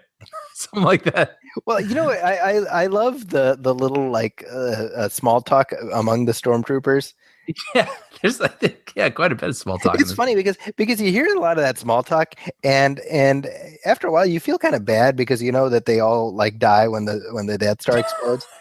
Oh, I didn't even think of it. Yeah, and they're just there doing their job, like they're stationed here. That sucks, whatever. Yeah, they don't want to do it. The one later when Obi-Wan's putting down the tractor shield or whatever, right. Tractor beam. He's like, oh, you see that new T-16 whatever? It's something else. Something like that. It's freaking hilarious. I love that they added that in post. So they had somebody come in and do the ADR for that, Lucas was like, I don't know, talk about like a speeder. It's kind of funny too when I think of Star Wars. I always forget about this scene, the trash compactor scene. Why is that? I don't know. It's not for any good or bad reason. I always kind of forget about it. I mean, it's kind of like the major second act action sequence, right? I mean, no, totally true. Kind of. I mean, well, like, how would we break up? What are the acts here? It's I would say Act 1 is up until they escape Mos Eisley. Yeah, and then Act 2 would be the escape from the Death Star, probably, right? So, right. Yeah. So, I mean, it's kind of, yeah. I remember they had the action figures and whatnot, but they had this series of Kenner put out the series of toys called the Micro Collection, and it was essentially little play sets with small metal figurines of the characters. So they had like the Trash Compactor Micro Collection, and it came with this little like red foam that you would tear up into little pieces and you put in, and then you could like smush the compactor and stuff. So really? I had that as a kid. Would it work, or was it just like kind of a disaster? Well, the foam was like red foam. It was like dry, so you wouldn't actually have any like schmutz in there or anything. Yeah. But the wall was like spring loaded, so you would push it in. That's really funny. Those were good times. Yeah. But this was weird. They recolor times. I don't remember this being green growing up. It looks slightly different to me. Yeah. Yeah, and I feel like it was red. I can't remember, but this is interesting too. Here, they also changed the letters. Yeah, I was just going to point that out. Yeah, the letters into like that sort of I forget what it's called, but some sort Star of Wars language. alphabet. Yeah, Star Wars alphabet. I think the language is called like Orabesh. Yeah. If I saw it written, I'd be like, oh, I know what that is, and not admit it out loud. Um, Instead, you'll admit it on this show that will be listened to by 1,000 people. Yeah. Hi, everybody. And it is called Orabesh. Nice. So there we go. Now we know that. Now this is they have this flirtatious relationship here. It was meant to be a love triangle, right, between the three of them. And I feel like the big reveal that Luke and Leia are brother and sister was basically George Lucas throwing his hands in the air and giving up because he had no. Or say like felt like he needed one more thing, and he's like, ah. I can see. I mean, I think the whole thing, like, oh, there is another. He was basically like, well, we have to resolve this somehow, and we have to resolve the love triangle. So let's just do this, right? And literally, this is where they're like, hey, what about the speed of that? What was that? I don't know. Seriously, these stormtroopers are terrible at their job. Yeah. But because somebody even asked Lucas, like, well, what about how like Luke and Leia kiss each other? That's kind of gross. And he's like, well, brothers and sisters, they kiss each other. It's like, dude, you gotta let this one go. You got, he's got to feel this like sort of pressure when everything. I mean, his movie is so beloved and scrutinized. He probably feels this pressure to have an answer for everything. And then I wonder now if he, now that he can kind of let go of it in a way. Now he's just like F you, because they're like, oh, who's your favorite character? He's like, yeah, Jar Jar. Piss off. Jar Jar, yeah. Basically, just like with his middle finger and spits and then walks away. He's like this guy here, and he flips everybody off and walks away. This guy. That shot right there, by the way, before that's one of the great additions to this is where he made it a whole hangar full of stormtroopers. That Han rounds the corner and finds a whole hangar of stormtroopers, which again, you understand the reasons Lucas wanted to go back and do certain things, because in his mind, I'm sure it was always like that, but he just couldn't do it. But then it was just, some people would argue he just kept going and going and going. And I mean, in all honesty, like when you think about it, the majority of the tweaks, I think, are at least acceptable. You know what I mean? Well, I mean, especially when you get into the third act of this movie and you've got the Death Star battle. Oh, sure. I mean, he added a lot of speed to the ships, and it looks great. Frankly, it's just like the Jabba scenes that are sort of like, well, that's cool to know it exists and to see it, but it doesn't need to be inserted into the definitive version of this movie. Exactly. I remember too that like when they released the 97 special editions on VHS, they had a little like mini documentary, and it's like, these are the changes, whatever. And then it's like, now sit down and watch George Lucas's definitive version of Star Wars. And then it's like, he made like several more changes over the course of the next 15 years. I'm not sure how definitive that was, Yeah. That's another one of those great iconic scenes in the whole series, It's funny because I again, we weren't around when this movie first came out, and what must it have been like? I mean, what kind of a paradigm shift was it for people? I can't even wrap my head around it, because I mean, if this is a movie, like we say, whatever it is now, 30, 40, whatever years later, and I still can look at this and feel as thrilled by it, and not like apologetically.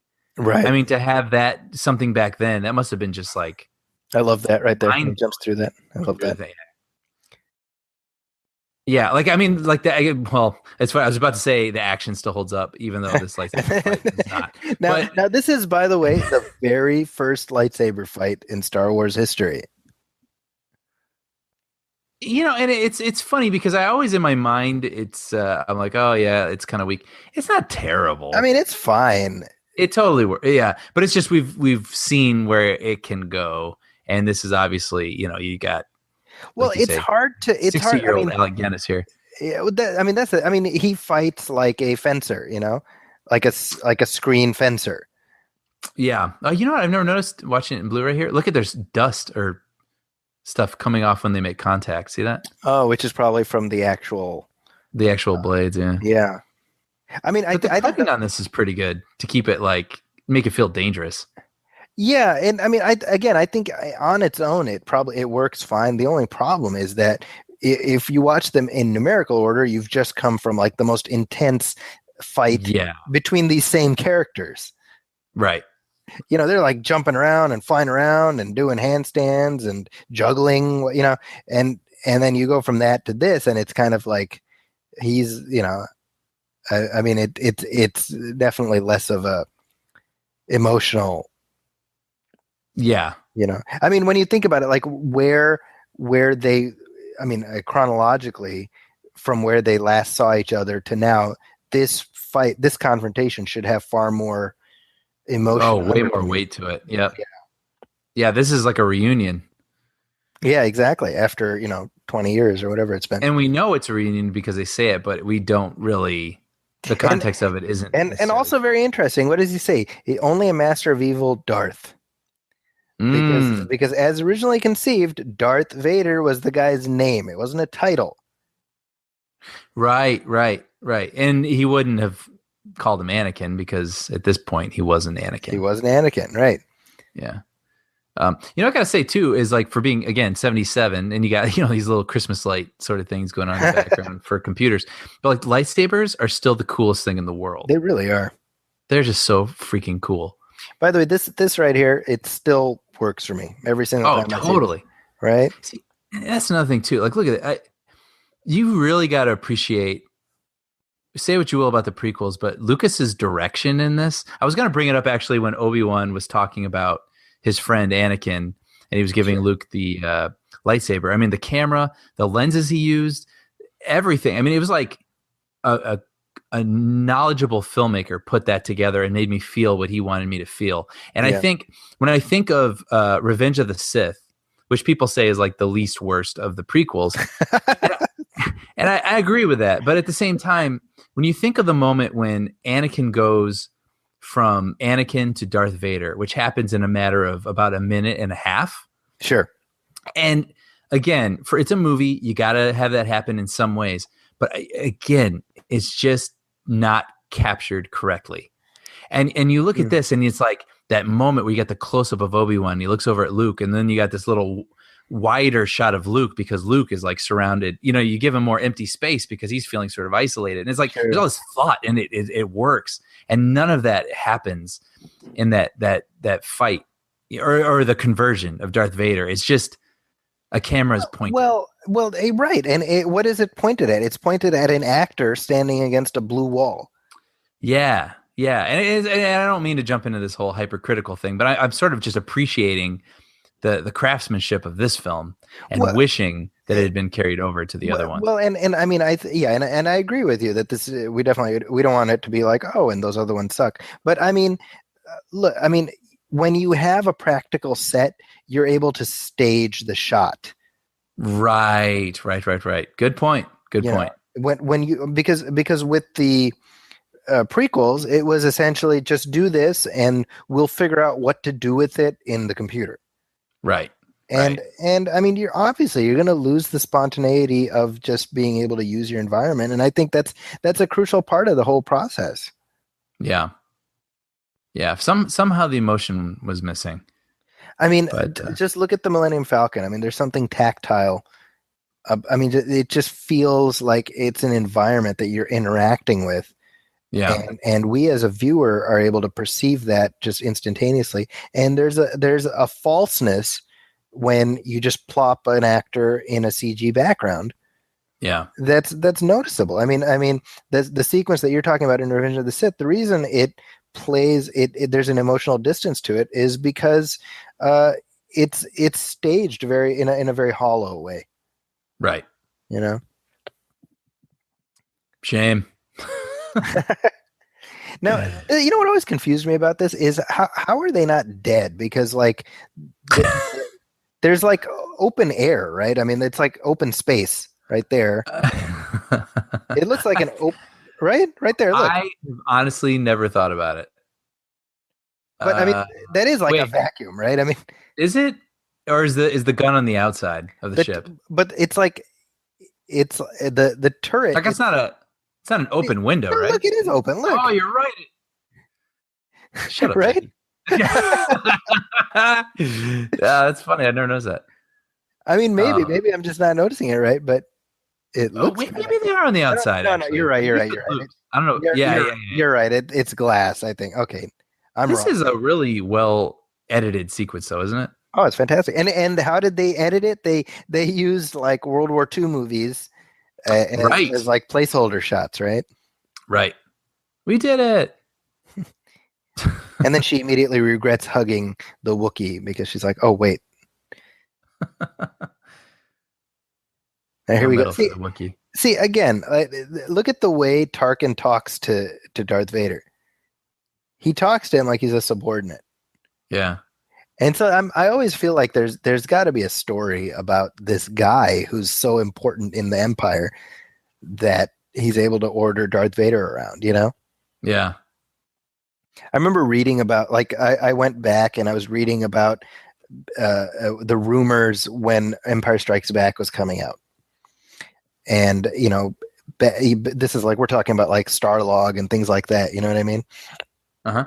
And people are like, oh, there's a scene where, you know, Darth Vader is talking to this like cloaked guy who's in mystery, and we think it might be Tarkin who survived. You know what I mean? Like, oh, that's funny. You know, and it's just funny how like now the internet, it's like 50 times that. Yeah. But like even back then, even back in 1980, there was still this speculation grapevine of all the rumors. You know, back when it was Star Wars 2. Right. And I feel like I read somewhere that David Prowse even talked about possibly being Luke's father or something like that because he had heard that somewhere. Yeah, I think that's why he pissed off the Lucas people because he couldn't keep it. Yeah. It's just in like some wayward interview, just like, oh, yeah, that's what I heard. And it's just like, funny this happens. I'm just guessing, right? Yeah. But it's just funny because now, I mean, obviously that'd be on the front page of like every site. Every site. Yeah, but back then it was like it got picked up by like some sort of like Ohio newspaper because he was, you know, doing some interview in Ohio, and that was it. And it was like a pretty bang on, like this, and it was like basically exactly what ends up happening. Yeah, surprisingly. That's obviously a new shot. Looks fantastic though. It does look good. It fits. Now this is Yavin 4. That's the name of this planet. And I love, like, look, check those out. There's like these relics and whatever. I mean, there's a story behind this. You know what I mean? Yeah. Like, what are these ancient ruins? Like, what's the, you know? Right. It's this lived in universe. I remember I was working on Now You See Me, and I was with Brian Tucker, who was associate producer on that movie, and we were at the top of like a tall building in Burbank. We were looking out the window, and then we saw all these trees, and he just turns to me and he goes, "It looks like Yavin." I was like, I'm definitely working with the right people. I have not wasted my life. That is so funny. And then you got these like 77 graphics here. Isn't that hilarious? That's like Commodore 60. Yeah, and they don't look that bad, really. I mean, it works just as a minimalist within the context. Yeah. Although the Death Star hologram in Return of the Jedi is far more impressive. That is pretty damn impressive for a 1983 film. Yeah. That was like ColecoVision graphics by then. Now here, by the way, that's General Dodonna. That's the leader of the... This guy right here, man with the beard. The guy with the beard, General Jan Dodonna. Don't ask me why I know that.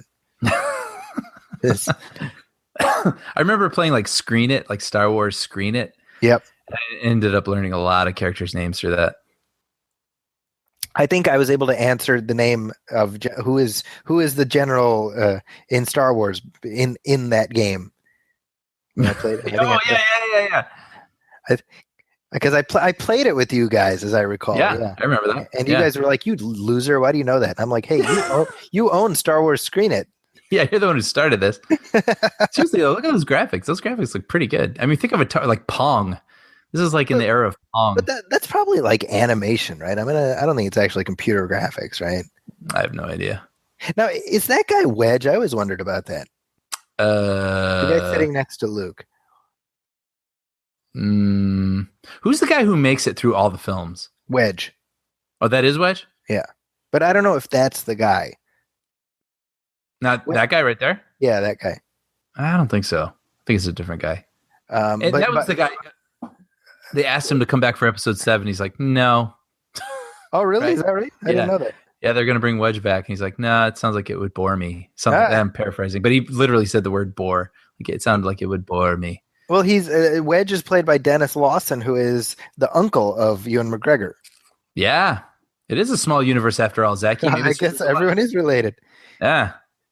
I'm telling you, if Finn turns out to be Lando Calrissian's son, no, that will be amazing.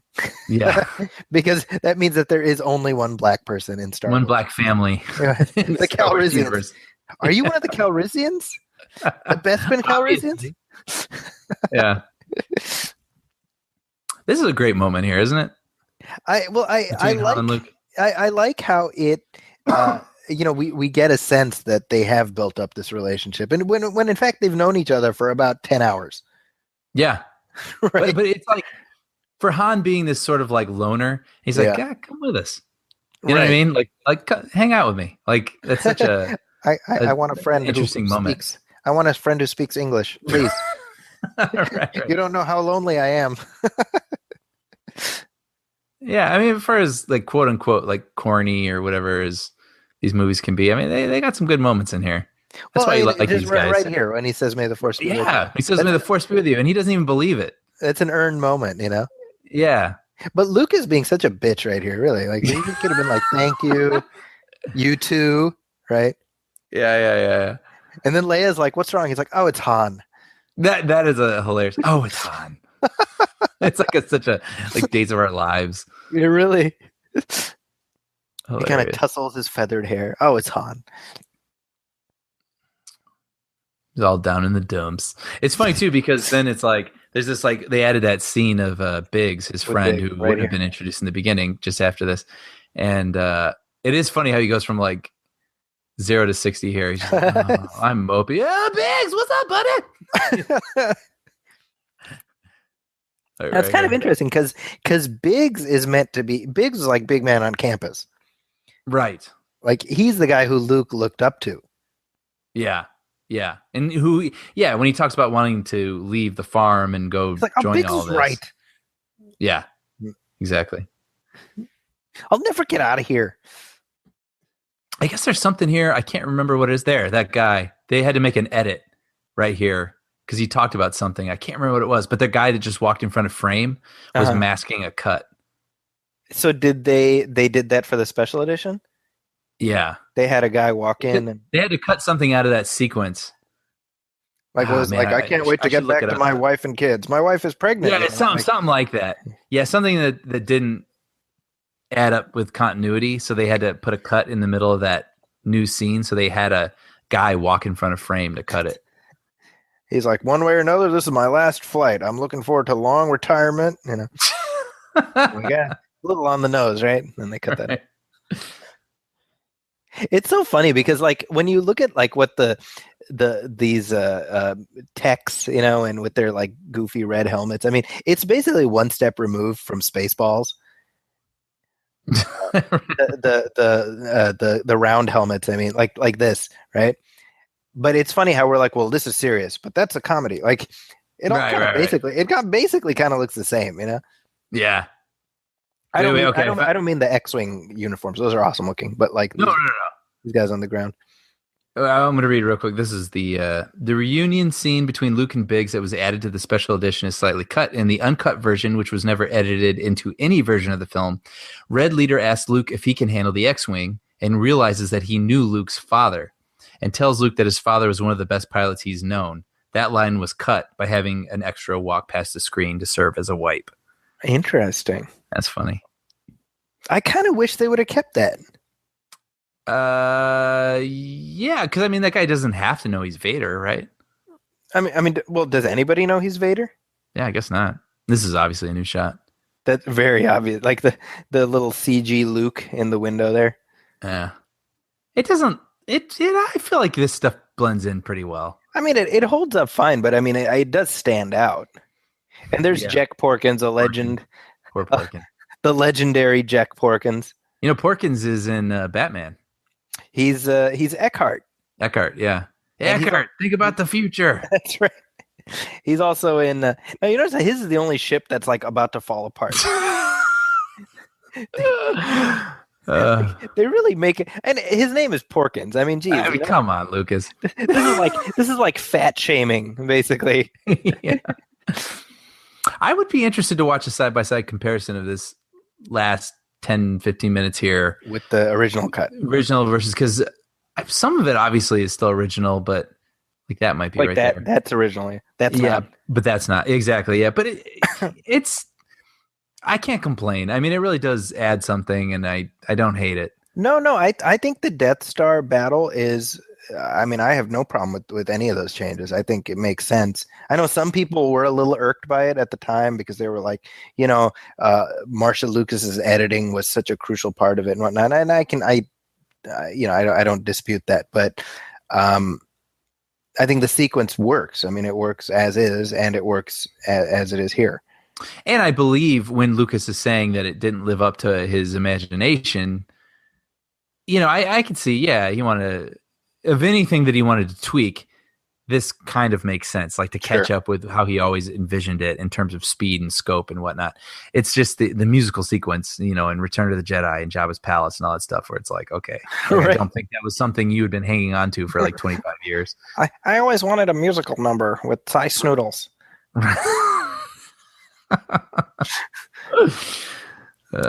This, speaking of music, this when you listen to the by Porkins, there he goes. When you listen to the music of this scene, you know exactly what's happening. Yes, because we've talked about this before, but Williams is a narrator. His music narrates the film, and in my opinion, in an unobtrusive way, but like it guides you. And that's what was so fun about these soundtracks is you can listen to them and kind of relive the experience. Absolutely. That's totally true, and you can tell like when the Force music comes in, you're like, okay, this is where he can hear Obi-Wan. And I mean, it's amazing, Actually funny, just this weekend, my brother and I were playing that game, Star Wars Battlefront. Sure. And they used original music, and there was music, and I immediately knew exactly where it was. And I looked at my brother and I was like, Mos Eisley Spaceport. And you know exactly, it's like a dialogue in the film. The music, it's like sense memory. Yeah, exactly. And I think that goes for the majority of certainly Williams scores from this particular era. Like maybe the ones that we heard a lot growing up. Sure. E.T. I'm sure. Mm-hmm. Now this, I mean, it's the way they pick off the X-wing pilots. It's it just what you were talking about earlier. You actually do certainly a few of them. Like when Red Leader goes down, and a couple of them, it definitely hurts you a little bit. It's funny.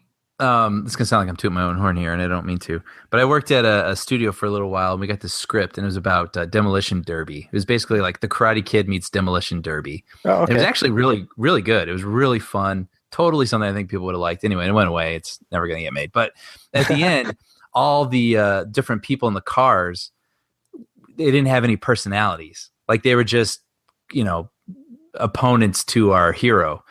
And I remember one of the notes that I gave that they ended up kind of going with, even though the movie's never going to get made, was I was like, at the end of Star Wars, there's like the guy that kind of has the Southern accent. There's Porkins. There's, this guy. There's that. Like, I can identify all these people. Yeah. You know what I mean? And it was just like each person in each ship or each in the car in that instance needs to have like a thing. One guy needs to wear a cowboy hat. One guy needs to have this like a Brooklyn accent. One guy needs to whatever. And then you care about them. Because you have some way to distinguish them. Yeah, exactly. And I think that's something that they did really well with this is like you said, like each one, like they feel like a person and they're on a mission, and when they get shot and they're like, oh, I'm going down. You're like, oh, right. It feels like a loss. Sure. And that's quite an accomplishment. Well, and what's interesting about this is that out of all 6 Star Wars movies, this one has the simplest climax.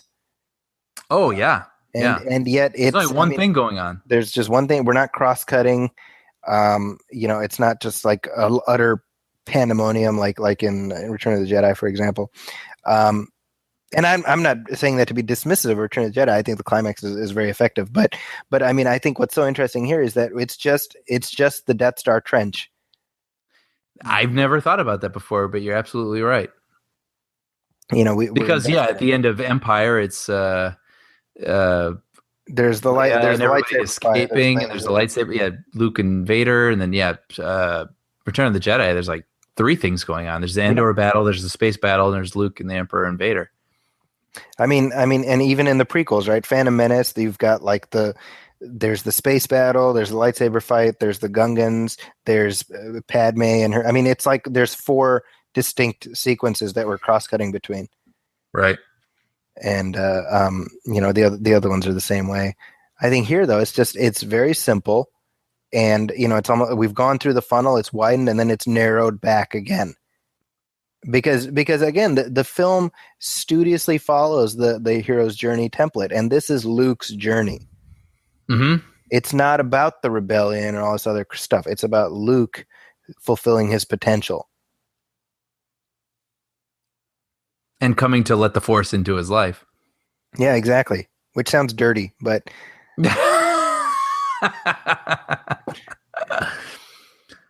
Luke, you switched off your computer. What's wrong?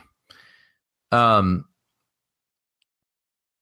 this is the false, like we think that. Getting close. If I remember, I don't have the sound turned on, but there's like no music here, right? That's right. There's like a long stretch here where there is no music. Yeah, I think it's when Red Leader crashes, that's when the music. Yep, and then the music kicks in. Yeah, which is kind of interesting. But the sound. Oh, we haven't even talked about the sound design of this movie. Oh my gosh! I mean, Ben Burtt. Get out of here, Ben Burtt. Like these are sound effects. That's another thing too. Is like there's sort of like the cheesy pew pew kind of laser sound and whatnot that you imagine on a synthesizer. But like these are all like natural sounds that he went out and got himself. I mean, the laser sound was him hitting a hammer against a cable, out in some sort of field somewhere. And like the TIE fighter sound, like all these sounds don't sound of their time. Like these are sounds I can't wait to hear again in 2015 in a new film. Right. And brilliant. I mean, brilliant. Essentially, Ben Burtt would walk around with a Marantz, and he'd just always have his ear open for something interesting. Yeah. And I mean, the sound of the lightsabers crashing is like metal on dry ice. Right. Which is interesting because again, it's all fantastic sounds, but they're all grounded, sounds. They're all organic.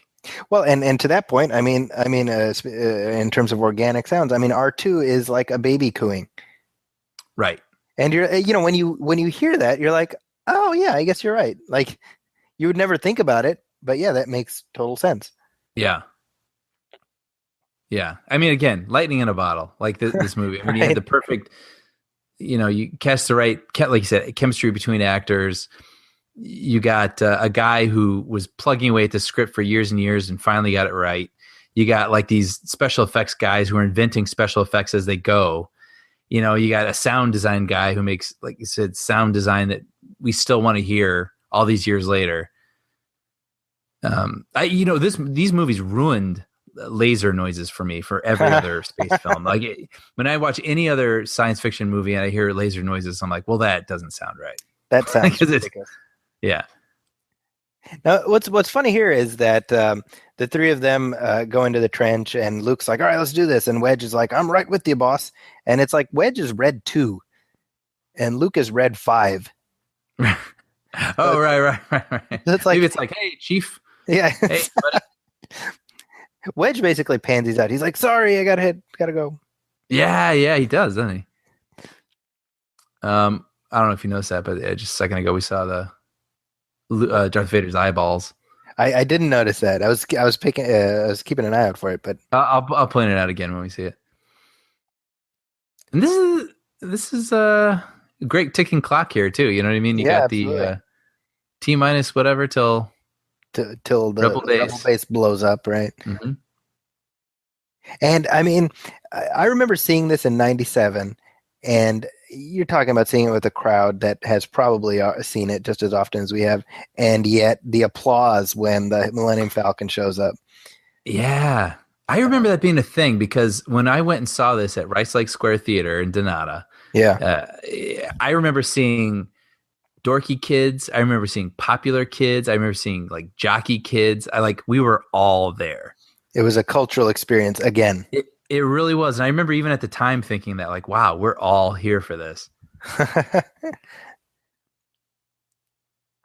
At the Donata, like that teeny tiny Rice Lake Theater. Yeah. At the time it seemed like a big theater. That's so funny. I remember that. I used to skip classes at COD and just go to Rice Lake Square and just watch whatever random thing. That was the thing about community college. I was like, I can not go to class. I remember that being like a revelation. I actually skipped class to do one of your short films. Ah, yes. I had a long, healthy career making movies after those short films. They were good. So here we go. I'm on the later. So, and this is, I mean, again, right? The force is strong in this one. And, you know, it's like what J.J. Abrams said in that interview. Like, they don't ever need to follow up on it, but you've left all these tantalizing hints of where to go next. Mm-hmm. Mm-hmm. And that's what's so great is that the story is fully contained. It's not, I mean, that's the problem, right? We live in the age of the prepackaged trilogy. And I like the fact that Star Wars, there was no guarantee of a sequel. And so they just told the best damn movie they could. Yeah. And you know what's funny? Watching this now with the sound off, I still felt this internal satisfaction of Han showing up at the last second. Right. That's just good storytelling. It really is. And by the way, this sequence here of Vader, I read, was this with him twirling here through space or whatever? That was something. Oh, there you can see his eyeballs. Oh, that's They said that was something that they added at the last minute, and I guess the crew was against it because they didn't want to keep the possibility open for a sequel. But it's something that was insisted upon. The crew was like extra douchey on this movie, really. Like, yeah, they would Lucas would ask for things and they'd flat out refuse, like lighting choices and things like that, because they all just looked down on this, thought they were making some stupid kids movie. That's that's a shame, you know.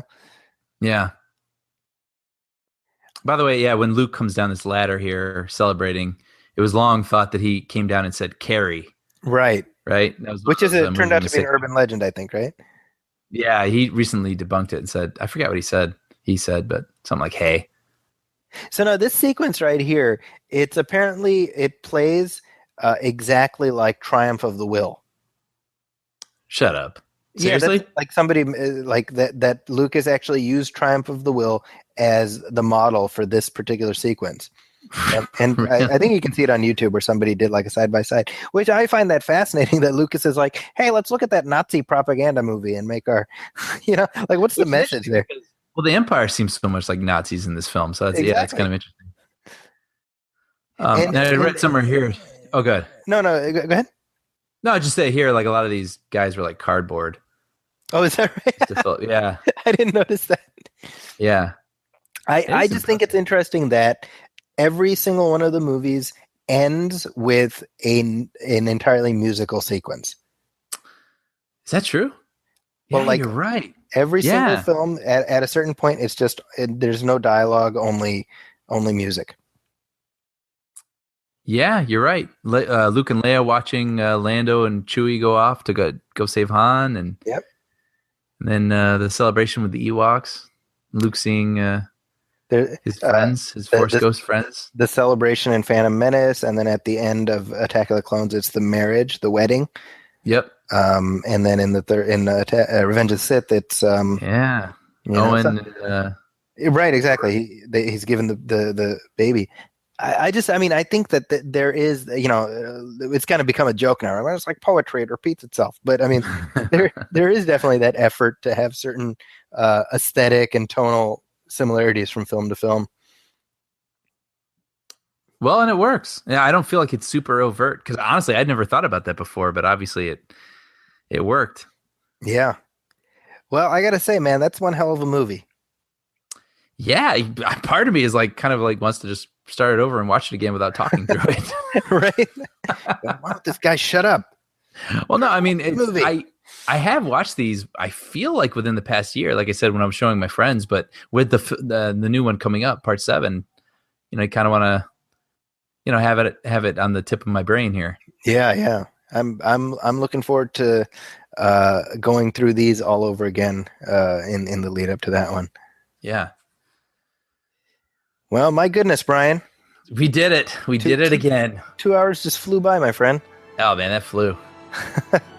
Well, that wraps up this conversation, but we will be back. The reaction to our commentary episodes has been pretty darn positive, which is great news for both of us. So we'll definitely be doing these more frequently. Yeah, we appreciate it, by the way, too. Yeah, and if you have suggestions for what you'd like us to talk over, let us know, because that's obviously that's more fun for us, Mm-hmm. For sure. But that wraps up this commentary track. We'll be back very soon with our official regular episode, so do stay tuned for that. And send us your emails to moviefilmpodcast@gmail.com. Hit like on our Facebook page, facebook.com/moviefilmpodcast. And of course, please go to iTunes, Stitcher Radio, TuneIn Radio, write a review, leave a star rating, let us know how we're doing. Brian, any last comments about Star Wars before we sign off? I just want to say, yeah, when everyone has this story, but when I was a little boy, I watched this movie and I am just amazed that I am a grown man now and I haven't stopped thinking about it at one point since. And whenever you watch it, you feel like that little boy again. I enjoyed it right now on silent, talking through the whole thing. I still enjoyed watching it. So I agree with you completely. And as I said, it's kind of amazing that we've known each other this long. We've never watched Star Wars together, so get to scratch that off the bucket list. Yeah. So with that, my name is Zaki Hassan, and on behalf of my colleague Brian Hall, this is a movie film commentary track. We'll see you next time. Thanks for listening.